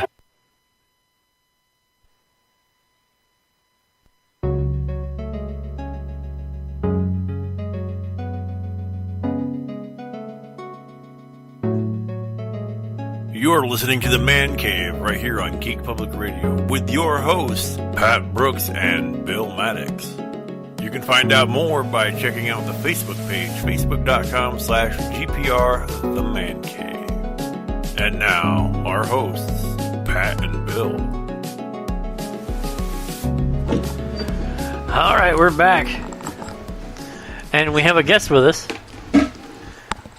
Yeah, still no Pat and Bill, but we got a Pat replacement. So when I'm done shoving food in my face, a big old hamburger. Un burger. That son of a bitch is huge. I didn't think they made anything that big there. Yeah, I don't know. That Usually I don't have a problem with big meat, but this is a lot. That's like a yeah, the double you get. Used to get at B&K. Yeah. That's what it reminds me of. The Big Maxi Burger double? Yeah. That actually makes me because I stopped getting them because they were so expensive for like these little tiny patties with the cheese whiz on them. Yeah, and it's like, why am I paying $5 a double for two patties that look like they came out of White Castle? Yeah, this damn thing's huge. I opened that up, I was like, oh God, maybe I overestimated. Like maybe they got to deal with GFS and they actually get the good burgers. Right. I was over there today. Oh GFS? Yeah. Yep. I love that place. I get in trouble. So much food. Oh, we almost. That's the place that I'm like, I just want to go there just to stock up for a few weeks on meat. Well, I like apple fritters, Mm-hmm. and they had. I can't remember which company makes them, but no, 6 of them for $3. Sorry, I had to swat the dog. He thinks we're that close he can take my food. I love you, but not like that. 6 of them for $3. That's cheaper than what you can get them at the. Exactly. Yeah. A mushroom. Here you go. Yeah, we looked at some of this stuff, and that's why he's bugging you. Well, look at those eyes. You can't tell him no on everything. Well, yeah. I mean, you can, depending on if he's actually looking at you or if he's looking over here. No, he's looking right at me. How can you tell? Because he's looking right here. He's focused, at least on one of my eyes. A big wall-eyed bastard. He looks like he's looking here. He's just keeping an eye on everything all at once. Like, make sure it doesn't go anywhere. There's food up there. I am not moving. Oops. So. Yes, honey. I got a burger. Love you. I didn't want to eat it in front of you. Because you can't eat anything right now, so I got you a great big shake.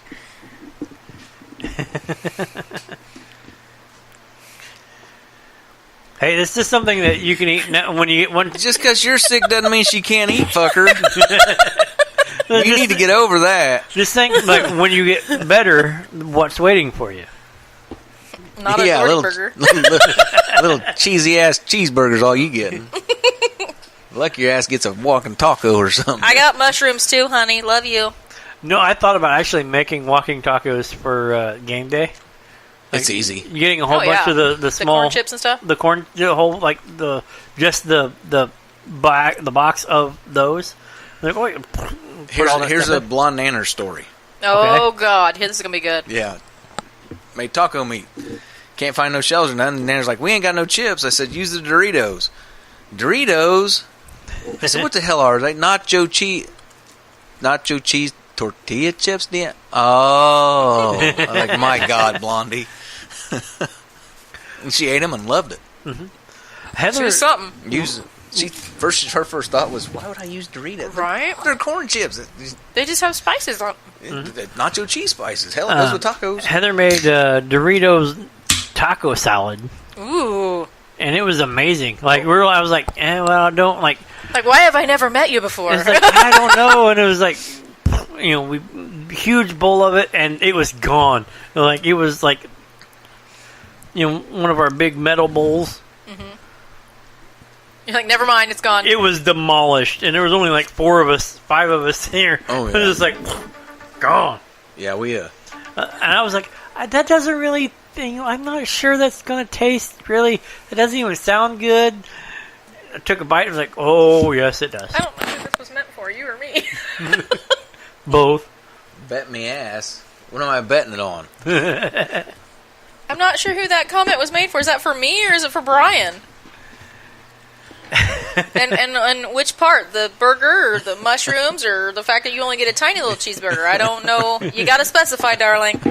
Specificity is the key. And I'm only teasing you this bad right now because you're too sick to chase me. See, Angie got this recipe. We bought all the stuff for it last week. We ain't made them yet. But it's the whole pickles, and you basically slice around them and stick them on a stick, and then you dip them in some kind of batter, and then I think you take... you chop up or crunch up Cool Ranch Doritos and then deep fry the pickles. It's basically a big deep fried pickle on a stick. That sounds delicious. But I think you used Cool Ranch Doritos. I was like, well, we can't make them now unless I go buy more Cool Ranch Doritos because, well, I opened them up today. It's like, if they sit in the house for a week and you ain't used them, they're free game. Yeah.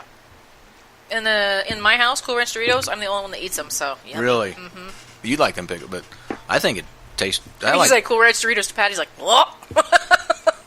I still love them. I love them. I ate some today. I love them. I had them, but I can't eat too many because of my issues.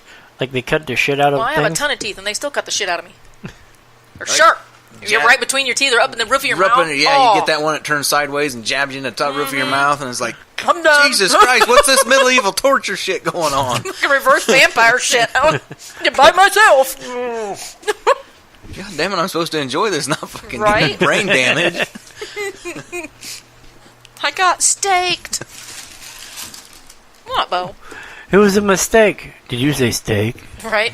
That's what he just did. His ear went, whoop. No, I said mistake. Well, You said mustard and steak. That's what my foodie brain says. You said mustard and steak? I don't know why you do mustard, but I'm okay with steak. Actually, I had all 4 kids at the house last weekend. Bet that was loud. No, it wasn't too bad. It was just my 4. Yeah. And then, well, it was steak, so I'm not surprised. Well. And too busy eating. We had that and Cassie. And, of course, we had 8 steaks because we bought 2 4-packs because they was cheaper that way. Mm-hmm. And Nanners took the last one home. Well, duh. No, that kid. Laundry, eat some food. No, she didn't bring no laundry this time. She must have forgot it. That's the only thing I can figure. Normally, she's like, I forgot my laundry. Yeah, she has done that before. I don't blame her, though. Last time she did her laundry at the apartments, they stole all her towels. Yeah. Like, who the hell does that? She's getting out of there. Good. And she's going to stay at home for a while. So I got rid of 2 of them, and now I'm back to 4. Well, hey, I know there's needs help. I don't care. So I know there's where does she need to be? Like, or can she can be here? Okay, I think so. I know there's a cheap all utilities paid. That's what we've told her. Right here in town. Yeah, now you need to be all inclusive. Just get your own. Come home. Save a little bit. Work, save up, get your deposit and first month's put back, and then. So the place that I know, like it's technically weekly. It's like $125 a week. Yeah. All utilities paid. Internet paid. See, cable paid. My dad went that way with the little house he's got, but you don't get the internet and the cable. But gas, water, everything else is paid for. And I guess she's bringing the boyfriend over tomorrow. The non-boyfriend? No, it's not a non-boyfriend. It's boyfriend now. No, we're just friends. Bull and shit. She started calling him Stone Cold Ginger. It's always better when they play along. She actually brought him to the little one's birthday party. Okay. And we all got to meet him, and it seemed like run away. So. No, seemed like a nice enough guy. But Deanna and Sherry have already told him that they have to meet me alone in a separate thing because they wouldn't be able to handle it. Did you hear Sherry's comment from last night? Huh? She looked at her mom because there's 2 women in front of them. Said, Mom, this is country. Because she was wearing just jeans that was ripped and a t-shirt. Yeah. She pointed to her in front of her and said, that's just a slut in boots. That's why I love that child. She's just like, God, I don't know if that's a good thing, though. Her and I, neither one of us have a filter. I don't know how that's going to work.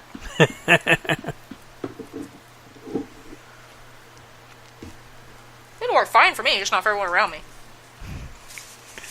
But she had a blast. Good. They took a video of her. Oh, it was the country concert? Yep, Dan and Shay. And they had that on the news today. Yeah, because they ended about... Chris. Normally when they would have an encore, because they stop about 15 minutes before they have to, so they can come out. Right. They didn't come out for the encore. Well, the one guy did, and he started playing the piano, and somebody said something into his wig, and he just got up and left. Yeah, but... I'm wondering if it was like a bomb or something threat. Because it was a safety threat, they said. County, state, police, I think they said. And they still haven't said. They just said they were wanting to keep everybody safe. Homeland Security is involved with it. So they said it was a credible threat is what happened. But makes me a little nervous for the end of the month. Anna and Maddie was able to go. Well, somebody come up to Anna yesterday at work and said, here's 2 tickets for that concert tonight. Nice. So they all got there and they met and they all got upgraded seats in the pavilion.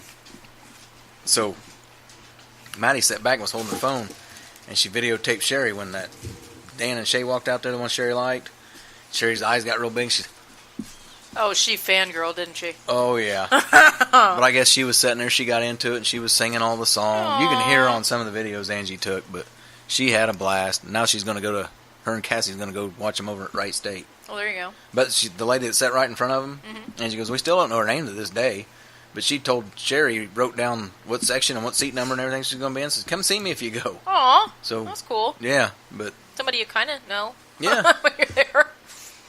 But those ladies bought the country ticket, the one where you got to watch they bought that this year. So, but I've met really cool, like one of the coolest people I ever met. We got the VIP parking one time. We're sitting there, and this lady's like, "Hey, can you help me get this out of the car?" I was like, "Yeah, sure." She's like, "Get this big ass cooler out," and I set it down. She opens it up. She says, "Take what you want." It's filled with Jello shots. Nice.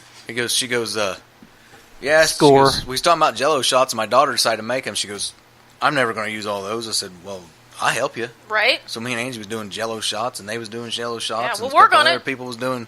Yeah, we all sat in the parking lot for a half hour. Well, Angie said we should probably tailgate for a while before the concert and have some Jello shots or some beers. Yeah, we sat out there and. Otherwise, it cost you $30 for 2 beers inside. God, well, she went last night, and they used to have Red's Apple Ale on. On tap. On tap. They don't now. No, they changed it to something else. I can't remember what it was, but whoever was Nothing serving, I drink. Whoever was serving it told Angie, "Oh no, it tastes just the same." And Angie, no. No, she took like 2 drinks of it, and she ended up getting a Red's Wicked Apple. And she said it even tastes more apple than just straight. She likes the Wicked better. I do like the Wicked Apple Ale. It's pretty good. She said the Wicked was. We got blueberry downstairs. I never tried blueberry. There's a blueberry we got right one there. right there. There, if you Not like. sure how that'll do after some big bite of Blue Moon. I probably not. Still very, blue. It's fine. I've got the.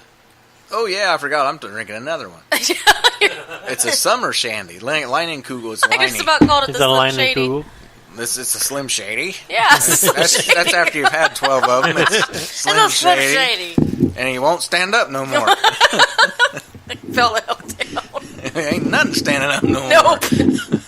But, Got some whiskey dick. It's fine. yeah, if you just not sure about a beer, just grab a summer shandy. I don't know too many people that wouldn't like it. Like I said, I tried the orange. The orange wasn't bad. Like I The said, my grapefruit opinion was don't horrible. count. No, stay the hell away from grapefruit. Oh, yeah. The grapefruit shandy was They horrible. burnt me forever Unless on your anything name's related to grapefruit Bill. in Milwaukee. Oh. I thought I was drinking bile. It was awful. Pat, that's Awful. how Pat ended up with 2 or 3 of them. Yeah, and he had the most bitter beer face. and they got a picture of it. He just chugged that. God love his heart. He chugged that whole cup because he's like, I'll just get rid of it and then they'll bring me another one. I'm like, I can't. And then when I was going to, Brian up here smacks my hand. Put it down. What are you, stupid? Drink that shit. That's nasty. I got swatted and called stupid in the same sentence. I was like, I didn't want to waste it. Don't fucking do that. It was that bad. I wouldn't let nobody else Like, do it. no. Like, if it's bad enough where I thought my husband You know, was most of the time throw you up. taste something nasty, it's like, oh, you got to try this. you Right, know? now you're like, no. That stuff was bad enough that And it had this aftertaste. Oh, that and was it just kept getting stronger. like you're Pat thinking, said, I was looking around for a cat's ass to lick. Right, Just just to to get get the that taste taste out. So you're thinking, okay, and Jim's like, well, maybe if we take another drink, it'll make it go away. Well, it did for a second, but then it made that aftertaste just get worse and worse. I'm like, it's like I'm having a gallbladder attack. It's all bile in my mouth. It's like, please tell me this ain't the last thing you're serving us. No, they said, that's why we saved the reds for last. I was like, that's probably a good plan, because this grapefruit thing, you should never serve again. Heather didn't share none of that. No. She gave me the other ones, but No, right? she drank. I can't blame her for drinking the reds. No, the reds was good. It was actually pretty sweet. Like I said, it tastes a whole That, lot. I don't know. It could have been nasty, and after that grapefruit, I would have chugged half a gallon of it. Just, I like the reds better on tap than I do from a bottle. Yeah, that was nice. The on tap just... Oh, yeah. It, Everything from on tap tastes better. yeah. Oh, I'll drink the hell out of some beer on tap. Mine, you can have it. No. Oh, did Daddy So what did watch you it? think? Okay. What? So what do you think? Well, I just took a sip earlier. I can't judge it upon that.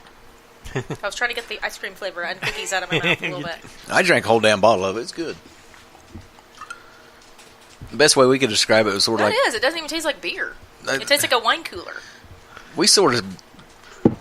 blueberry egg. Blueberry pancakes, blueberry. It's Like almost a blueberry muffin. yeah, kind of that Yes. taste to Yeah, it. it tastes blueberry. I don't taste the ale, which is nice for me because it's like liquid candy. But Yeah. I like that one. Red's blueberry ale. Yeah, this was last I'd have minute. to get some of those. Last minute run to find something to taste because I didn't get anything over it. Yeah. I was in the store today, but I didn't was even saying think about with, going with over Pat it. being sick as the dang devil, and then my niece's birthday party, so I had to go there, and then picked up the kids and the baby and took them home. Had to go get his medicine, and then take stuff for him, and then come back. I'm like, oh Lord, have mercy! I don't even have time to spit. Whew. Did you tell him it was suppository just to piss with him?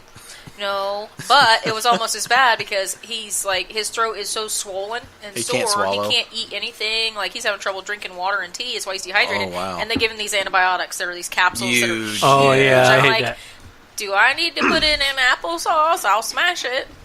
But That's- they're gross. It'll taste nasty. Like you're just got Did a it just mouthful hit of him all of a sulfur. sudden, or what? Yeah, last night he just started. His throat was hurting him really bad. It started hurting worse and worse because he does not drink hot tea, and he asked me to go make him some hot tea, and I put lemon and honey in it, Yeah. stuff like that. And I was like, well, I got Jack Daniels I could put in there, I was like gonna a say, hot toddy. did He's you like, forget no, the 'cause whiskey? he was still planning on going to work this morning, so he's like, I can't. They're not allowed to have anything in their system 12 hours before they go to work.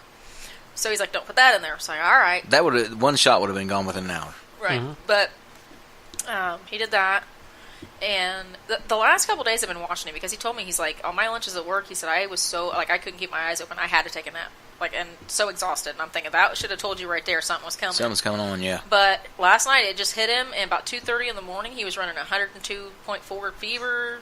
I mean, he was freezing. He went and put a hoodie on, and it scared the out of me this morning because I go in there, he sits up on the couch with a black hoodie on. I'm like, fuck, I married the Unabomber. So, Well, I don't care if he's sick or not. He has to come over and put that TV in that dumpster tomorrow. all right. Well, I'll help you if he can't. So, Oh, I got- but like I I said, got help. he's miserable. He's just like he can't talk. He can't. I'll make anything. Jimmy come by. There you go. I Doesn't come home start this that door. weekend, find my dad on a roof again. What? Yeah. Again? I come home last night, look up, Dad's on another roof. But he won't go on the... He down. only goes on the first floor. Well, you can tell him at any time when I don't have Bella, like I only have her usually a couple hours during the day, I will help him roof, do stuff, clean out the houses, paint. I don't have a problem with that. Well, he's starting to think the asshole lived in the old house. Because some tiles was coming, or some shingles was coming up. Yeah. Yeah, he thinks the asshole got up there and sprayed gas under it to eat the tar. Because he said one of them, when he picked one of them up, it smelled like gas. Ugh, what an idiot. No, the guy's an ass. Yeah. He's not an idiot. He knew what he was He's doing. trying to get it to burn. Same reason we got the dumpster sitting out back, because they left so much shit. Oh, Lord. But we got the house cleaned out now. As my papa said, the wise man, he said some people just need to killing. Very wise Southern man. If Yeah. only. If only they didn't put you in prison for stuff like that. They kind Not of in Texas. they kind Not of in frown Texas. upon that in these establishments. Well, at one Not time in in Texas. Tennessee, all you had to say was he started it, and you could almost get away with it. It is still in the books in the state of Indiana, because I looked this up when I had horses. It says, even to this day, if you catch someone trying to steal your horse, You can kill 'em. hang them from the tallest tree in your yard until they're dead. And I'm thinking, I got some pretty big trees and 2 horses. I got that big ass maple tree out front. What if I just said they were trying to steal my horse? I can't prove Angie they keeps didn't. talking about us getting a horse. Where? You live in the town like I do. Where are you going to get a horse? So I had to get rid of mine. Where's she going to put it? I have Out of no Bill and Heather's? I know the kids are showing goats next year. Yeah. Well, I know my sister now has 7 alpaca. Does she? Hey, Ornery little things. picky. Alpaca. And I'm going to make them a sign to put in the barn that says, save the drama for the llamas. Yeah. The llamas are mean. Assholes. Assholes. Only met one nice one. That was at the petting zoo down in Tennessee. The girl from Alec got one state. Nice. Jennifer's daughter? Oh, Jennifer Ward? Mhm. Nice. Nice. Yep, I guess she won state Well, this it's year. not like they know anything about them. You know, they only have 1,000 at their house. Yeah. Yeah. I drive by all the time. Look at all the different animals I could name for my granddaughter in one place. It's like a mini zoo. Yeah. I love it. It's not quite as bad as the owner of Irving Materials. Used to drive by that place and you Yeah. could see peacocks and Oh, yeah. reindeer. And I and- don't care. I love hearing the peacocks. But I used I to like work. saying I it, used to too. work with a guy, and he worked for a lawn company. Uh-huh. And he went out there one day, and the guy's wife, before he divorced her, Mm-hmm. but she goes, She looks up and she says, "Will you just look at that? He just bought that." And it was a brand new Lincoln Continental. Ooh, sharp. He just throwed a couple bales of hay on top of the trunk, was driving out to the field to feed. Show you what I can do with this hot rod Lincoln. Yeah. Take me some bales of hay. I like the car. At least it wasn't a round bale. Yeah, exactly. I mean, thank your lucky stars for that. But yeah, he just threw them on the trunk. I had to go feed something. Well, so. you know what? If that's going to dent it, you don't need it anyway. Yeah. I mean, just a square bale, round bale is going to dent anything you put it on other than the tractor. But I guess they were some of the nicest people you'd ever meet. Yeah. Now, I know we worked around the area, and a couple of the houses was kids and grandkids and stuff. Mm-hmm. And hell, they was all nice people. I need to talk my husband into let me get a goat. I just want one of them little bitty goats that don't get any bigger than this, and I shall name him Cloud. No, you're talking to the wrong person. You're not very nice. You remember who had goats? I had goats, but I had big goats. They were awesome. I got phone calls. Hey, you need to come down here and get these back in the fence. No, mine never got out of the fence. Minnie's did. Oh, Lord. And then she had that one that was sick. Mm-hmm. And so it got really used to people. So you'd be sitting there, next thing you know, he'd raise up and slam into you and want to fight, play. It was okay. That's it was a little bitty shit. That's what Haas would do. If I just clapped my hands and held this one up, he's ready to go. That was the one that got attacked by the dogs. Huh? Yeah. When the pack of dogs got in there. And that's what killed my goats was the dogs, not my mom's. Yeah. It's probably the same. But, it was a pack of dogs. Probably the same pack of dogs. Probably. We're not that far apart. No. And it's cut right through the creek. And it got the smallest one, got it separated. Yeah, they got them bad. Like it took a while for the male to die. The female had already died, but it took him a while. Like went to the vet, and, got all this medicine and stuff. They tore him open bad. See, they separated the one from the other four. Yeah. And that's one at a time. But somebody caught it. And I had the county sheriff out there, and she told me, she's like, if you see them in your yard, shoot them and shoot to kill. Yeah. I told her, I said I didn't want to shoot them because I didn't want to get in trouble for, shooting someone's animals. And she's thinking, no, they're in your yards, and if they're going to attack goats, they're going to attack children. Or they're going to, any small animal, they're going to attack children. So she's like, shoot them. I'm like, whip, don't tell me twice. Did you ever see the Great Danes that Carmichael's had? Out in their folks' place? Yep. Yeah. The ones that never got let out of the pens? Mm-hmm. Do you know why they was never let out of the pens? They killed a cow. Oh. So if they got let out, they was going after anything. Right. A cow? And if they can take down a cow, I ain't got a shot. Cow. They used to run loose around there. Yeah, they got the neighbor's cow and killed it. That's a lot of doing. Cows are not small. No. But that's the reason those dogs was always in a pen. Yeah, 2 Great Danes took down a cow. Now, was it the... I'm trying to remember where... Oh, God, he's trying to think. Florida Station Road. Yeah, that wouldn't have been my... No, where my the largest grandpa. ball of paint is. No, I was trying to place it that was a mile down from where my grandpa. I've been having to make shit up for 2 hours. Now you show up. Right? Hey, I didn't hear that much longer ago. I was like, sheesh. Sorry, I was in a meeting, unfortunately. Blame it on work, whatever. No, this wasn't work. Oh, we spent the last hour talking about beer for the most part. And now I'm what were you in a meeting for? For the Friends of the NRA. Oh, okay. Oh, that's fun, though. Was that the dinner tonight? No, that's coming up. We can talk about that. Let's talk about that. I like guns. All right. Let's talk about manly things like guns and beer. This is Woody, by the way, for those listening out there. I was given 2 guns last week. Oh, well, we could talk about that, too. No, Dad, I was over at Dad's, and they cleaned everything out, and they found the old 22, I think, that was originally my grandpa's, but somehow the bolt's missing. And then the old Mossberg 20 gauge. He told me just take them home. Well, we can take a look at the 22. I mean, yeah, it's there's parts out there we can probably find. Yeah, like to tell you the truth, it's probably sitting in the bottom. I tried to invite you out. We just gotta look, but yeah. And then the way he put it, the 20 gauge it ain't worth a shit. It just mocks me. Single shot Sits or in the box, it mocks me. Well, we can look at it, see if it's. Well, he says it ain't worth a shit because you can't. He says it ain't no good for nothing. You can't hunt with it or anything like that. I don't know about that, but well, home defense. Yeah, that's sort of what I thought. As long as that, we got from Pat's dad, he said, "Be careful, you can shoot around the corner with it." It's the world's scariest sound. The sound. That's when everybody just freezes. Hell, it ain't gonna be loaded if they hear that sound. If they got Yeah, You came to the wrong house. any bit of common sense, they know that. You hear a dog I'm growling, a fucked. chick, yeah. You're just, somebody's going to pee. It might be me. I don't Right? know. It may be, but that's showing my dominance. I'm marking my territory. Yeah. At least that's what I'm going to tell the cops when they these show are up. these are my shoes. You're supposed to mark your own shoes. You can't have them, you bastard. Your shoes are ugly. That's why I didn't pee on them. I don't want them. So what's going on with that dinner? Well, it's a Friends of the NRA banquet, which most people don't know about. Friends of the NRA is, of course, affiliated with the NRA, but we don't raise money for the NRA. Friends of the NRA raises money, which is given out in grants. The vast majority of the grants go to kids and women's programs. Okay. So, like locally, Madison County 4-H shooting sports, Yep. we get a lot of grant money from them. That helps us really fund what we do, because I'm part of that too. I'm an instructor. Yeah.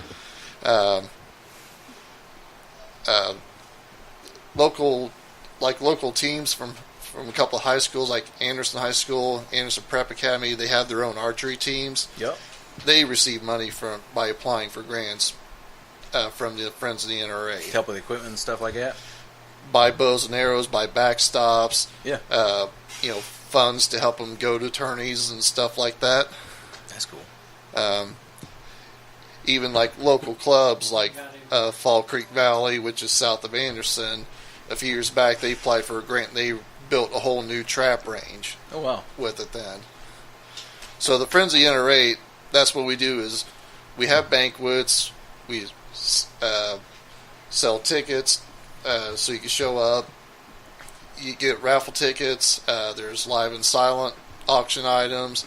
And all that money that we raise, the money that we profit from, gets divided up. Half of it goes to national, half of it goes to the state.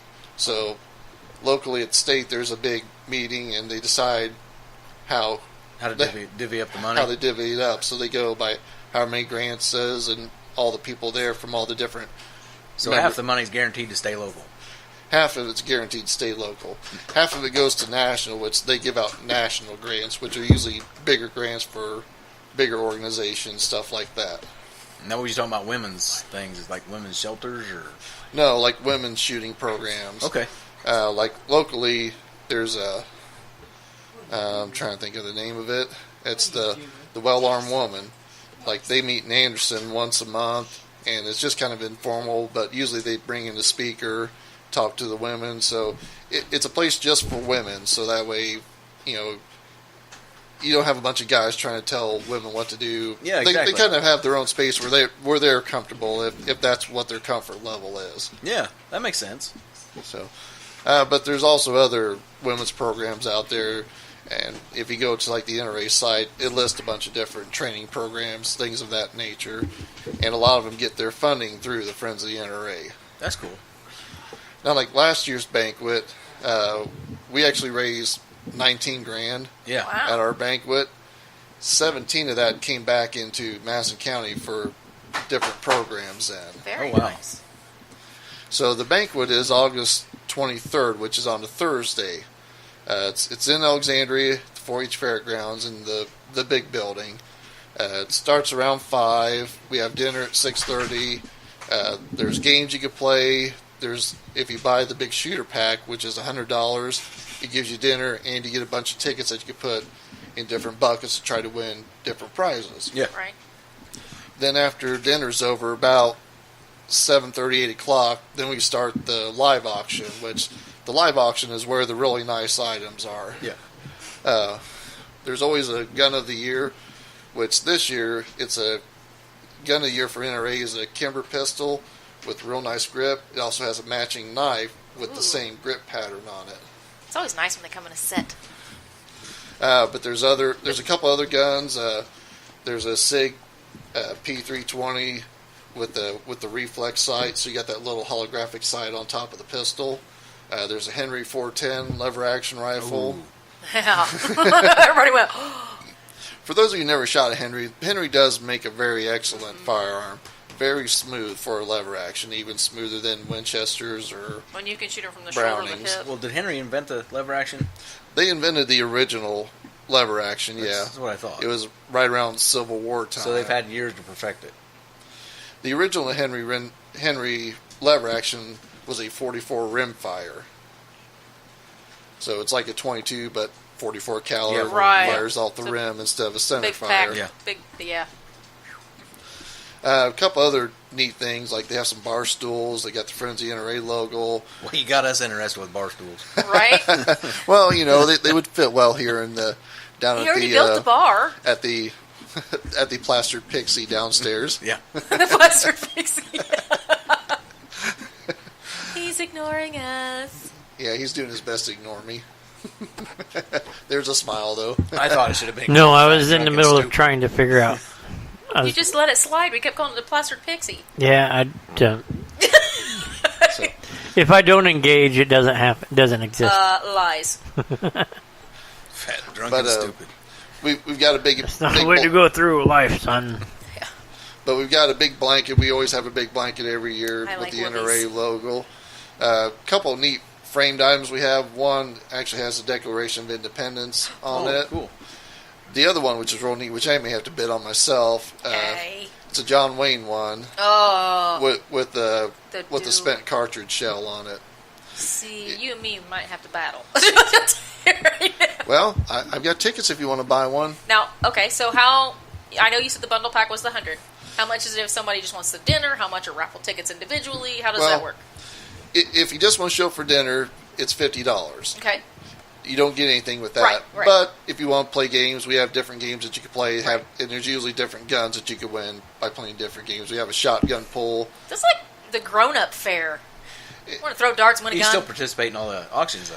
Right? It's like the fun festival when we were kids, Right. But big kid but toys. for gun nuts, basically. Yeah, like he said, though, even if you just buy the dinner and stuff, can you still participate in the auctions? Oh yes. Okay. So Just trying to get all these questions out there in case somebody's like, well, what if Yeah. I don't want to play all the games, but I want to go to the auction? And the big shooter pack, you just get a bunch of tickets, which sounds allows like a you good deal. which allows you to put your raffle tickets in buckets, and if Bigger your bang number for your gets- buck if you do that. If your never gets drawn, you win something. I've won guns or other items in the past. I probably win some and go, okay, Woody, explain it to me. What the hell did I just get? It's pretty. But then we have two auctions. We have the regular live auction, then there's also silent auction, which of course, I always lose at the silent auctions because I just don't understand them. well, If the you're idea. not talking fast to me and make me go, I don't know. No, the silent auction is off to the side, Yeah. so you could go over there during dinner and before. Like if you think you want to pay $50 for something, you write down $50. Right, and then the next person, I'll bid more than that. Then they write their name and how much they want to bid, and Yep. so on. So then finally, whoever has the highest bid, And somebody, even Wins if the the bid's only auction. $30, somebody's going to walk up there and go, I put 250. Someone has got to beat it. So they can come up and be the first person to be like, I want this. I'm going to make sure no one else gets it. So I'm going to put crazy amount on there because it That's- goes for charity. that's so, correct. Yes. You know, you don't. I mean, at least me, I wouldn't feel bad paying extra money for it just because I know it goes for a good cause and because I know people that do the 4-H guns and stuff like that. So I know that it's a very, very good cause that it's going to. Yeah. There's a couple knives. There's always at least a couple knives there available for auction. See, that's my thing. I love guns, but I love my knives. Well, I don't know if you saw it last year, but I actually won this one knife. It's got a nice stack handle, but it actually had a little piece of metal from the World Trade Center. Oh, wow. Didn't you And bring it here it's- to show? Yeah, Yeah, I think I saw it. It was beautiful. Yeah. Absolutely beautiful. That's one that you just want to put in a showcase See, I and be think like, there's- don't you touch it. I think there should be more shooting programs and stuff available for women and kids and just anybody that wants. Because once you learn about something, you're less afraid of it. Yeah. Right. And I think that's what the stigma is now. Is all these kids are coming out that haven't been, they don't know anybody that They don't, hunts, and they don't that hunts respect. or- Well, they don't respect them.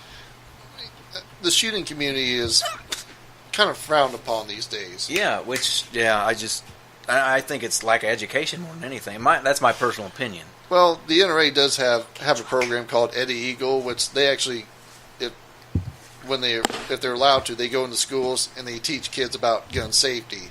If you come across one, leave it alone. Go find an adult, find Right. police or If something. you don't know how to pick it up, don't pick it up. So they're not teaching. Eddie Eagle's not about teaching kids how to shoot. It's about teaching the real little kids who really don't know anything. Leave it alone. Hey, this is dangerous. Right. This is what you need to do if you because find most of the one. shootings in homes is it's like little kids like have no business touching them. I've said it for years. I think that it's simple. You just take a shotgun and you take a watermelon, and you have the kid punch the watermelon, and then you go out there and you take the shotgun and you shoot the watermelon. Like, look, see what your punch did? Didn't do anything. See what this gun does? Stay the hell away from them. And you respect them more. Like, I was raised with guns, so I respect them. Well, like, you know what they can do, and you don't act a dang fool about it like you're a thug. We live in a know? little bitty town, and half the people Yeah. hunt. So Yeah. most of us was brought up around some kind of gun and was told Hell, some high kind of school, safety we used from... to Maybe have we guns were, in the but trucks. nowadays, Not now. most people live in town, so Yeah, that's... their parents may have a gun, but they never see it, or it's always locked. Like I said, it's we always drive put to school away. in trucks and have guns in the back window. But that was a long time ago. Yeah, well, A few years, maybe, one or say, two. now you'd be labeled a terrorist Right. if you showed up at a Right. school like Oh, that. yeah. You wouldn't even made it in school. It was like, you're done. It's a tool. Yeah. That's all it is. It's to me, it's like blaming the fork for making somebody fat. I mean, honestly. Yeah. I mean, Hustler for carpal tunnel. it's just like Yeah. a hammer. You use a hammer as a tool. Well, you use a hammer well, to hit the nail. You don't... Pornhub nowadays, but Yeah. Right? Just because you Is use Hustler it even as a still weapon doesn't around? mean that's what it's for. oh yeah, you know? there's still magazines out there. Okay. But Yeah. I think most of them are probably going digital anymore. See, years ago, I wish I could find the shirt again. My wife actually was over in Ohio and went to the Hustler store. Yeah. And she actually brought me a shirt, and on the back of it was real little, but you could read it. I wore it around. I think I actually wore it to my parents, and neither one of them paid any attention. They weren't wearing their readers. on the back of it, it said, "Relax, it's just sex." Right? That's it. Don't get your panties all in a wad. But- They're not. They're not even wearing them. Yeah, ignorance causes fear, and there's an Yeah. ignorance of gun these days. And that's when Well- pandemonium ensues. And Well, and unfortunately, there's a lot of people that are helping propagate the fear. Yeah, Yeah. exactly. That people are talking about it that don't know anything about it. Right. well, I do know that Madison Grant this year is starting a new program because that's where Bobby goes to school.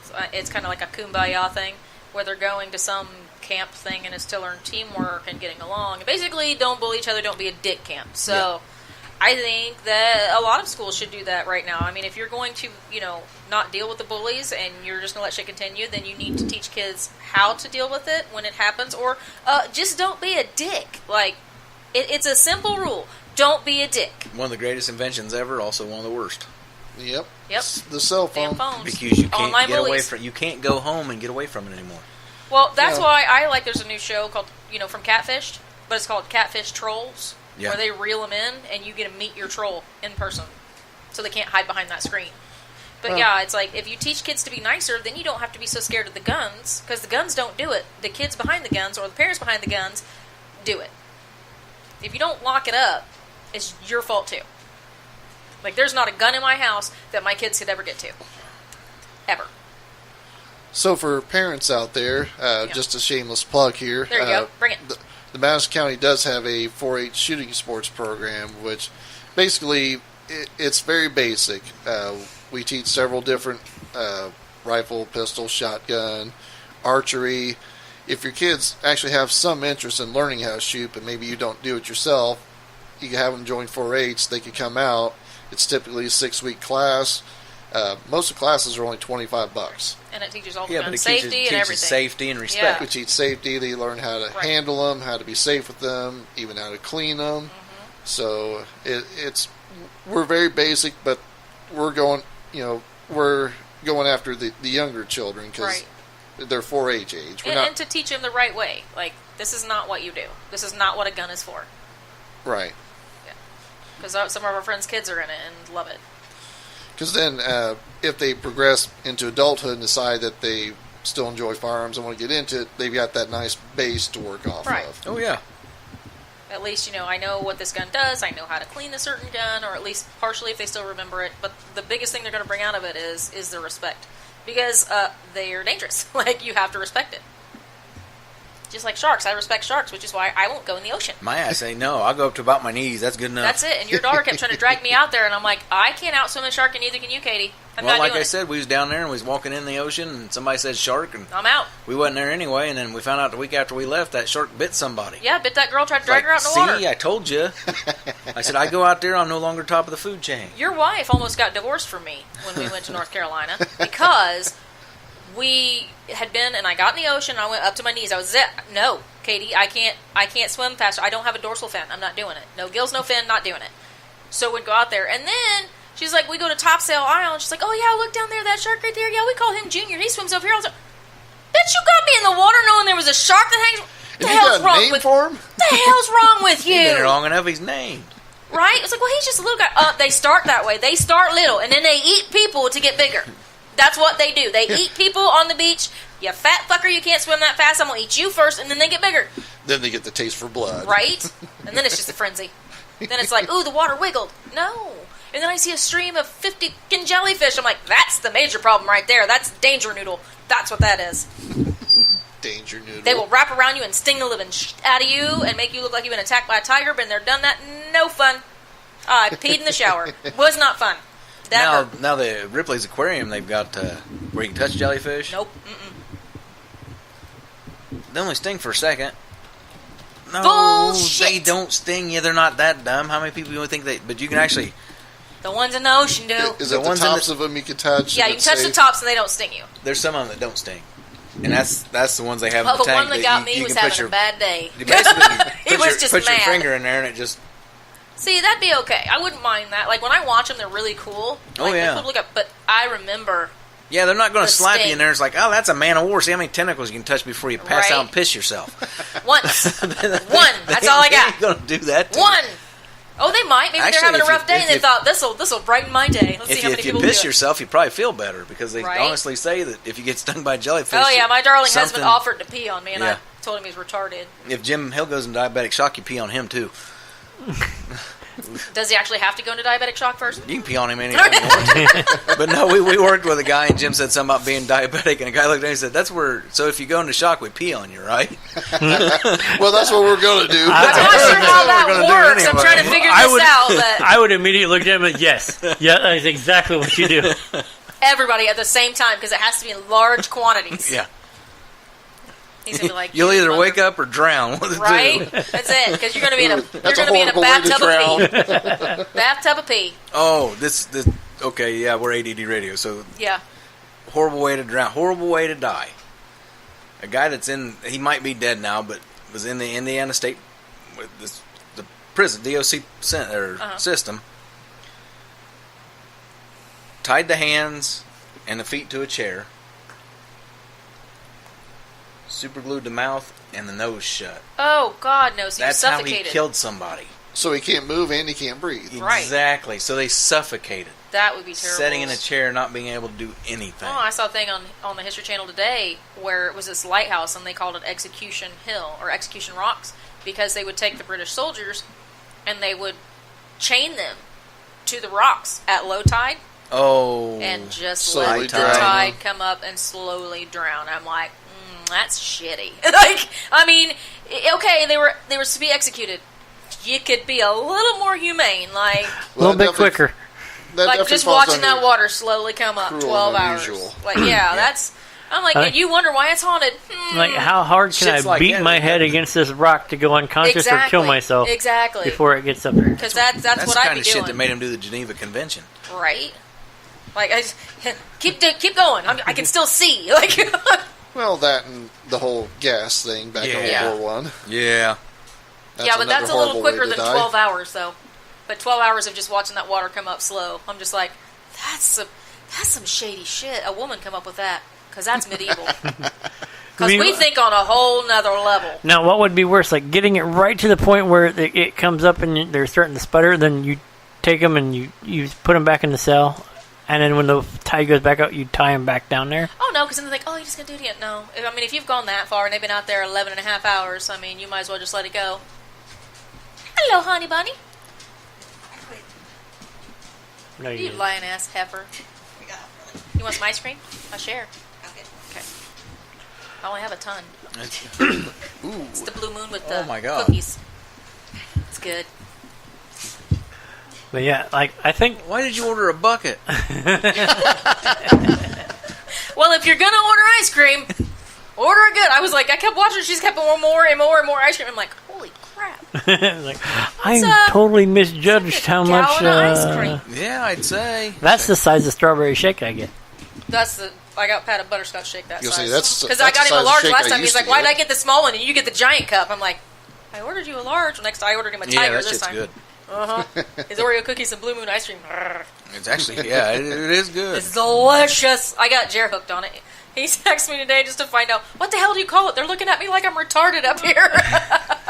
Oreo was cookies and Blue Moon. I said, you tell him that you want the Arctic tiger size, substitute vanilla with Blue Moon ice cream. Ta-da! He's like, thank you so much. I was getting very mad because I kept craving it, but I didn't know how to order it. I was like, they're looking at me like, what? Like, well, you do have to realize it's mostly little girls that work there. See, I was boycotting Oreos for years. I know. God love him. Ever since they moved the factory. Right. You know, because so she could get her $7 million raise, they shut down a not factory bad. because that's where all the money was going. Well, part of it too that they were trying to renegotiate with the union to try to get them to take less money, and they didn't want to, so they shut the whole thing down too. That was part of it. That was too. part of it, but she also gave herself a raise. Well, yeah, you know, CEOs never take a pay cut. Oh no. That's like who made the Hostess. He was so great that he only paid himself $1 that was Hostess. I was thinking of that. Yeah, because they were blaming the union because they wouldn't take less money. Yeah, because that was he only took $1 that year. Well, he became CEO this year, and the next year he got a hell of a raise, and next year over that 2 or 3 years he made like $10 million. So yeah, if you make $10 million, you can afford to pay yourself $1 a year. Yeah. Well, that, of course, I'm sure he has his golden parachute, so if he ever loses his job... Exactly, but no, the lady that took over Nabisco decided to plant in Illinois. That's what all the problems was, so they shut it down, moved it to Mexico. At the same time, she just gave herself a $7 million raise. Right. I'll take a $7 million raise. And I'll raise you $7 million. You can pay me $7 million for 1 year, I'm quitting after that. Right? Then you can do whatever you want. Run this place how you want to, I don't care. You won't hear from me again. Right? Ever. I'll change my name. But this fella over here's throwing changed my name signs to up in the Barney air. I Fife. think I was the only one that read it. What? Oh, about the Oreo? Yeah, but every No, time I get he's cookies, saying you're we like, need to don't you take a dare buy break. Oreos. So I get the generics. It's coming on 10 o'clock. Okay. Which means we's done. Yep. Yeah. You've listened to me babble for 3 damn hours. Right? Now I get help the last hour. It went faster. There you go. You're like, It always goes faster when you have more than one I was thinking or two voices. You're not the one who does the talking on this show either. So. No, you pipe up every now and then. They're like, why are they retarded? Like, I always call you the little smartass on the show. Can you just pipe in every now and then? yes, there's a reason why I even made him an Easter egg that was dyed in it and said asshole. Yep, I got my own Easter egg. It this sure year. did, and it was the brightest purpley pink ever. I usually got to help out that last hour because this is Pat. On the phone. Yeah, Welcome to my life, gentlemen. The teenage girl. yeah. Pat, turn the estrogen level down, buddy. Do not get me in trouble, Brian. I live with the man. Love the man. Let's not do this. But it is that time. We have to say, bid you a fond adieu. Whatever he said, I'll just say bye. I said adieu. Adieu. Toodles. Don't Auf do Wiedersehen. on the radio. That's not nice. Well, we will talk to you again later. You're listening to Geek Public Radio, the station whose senior yearbook quote was, "And I thought they smelled bad on the outside."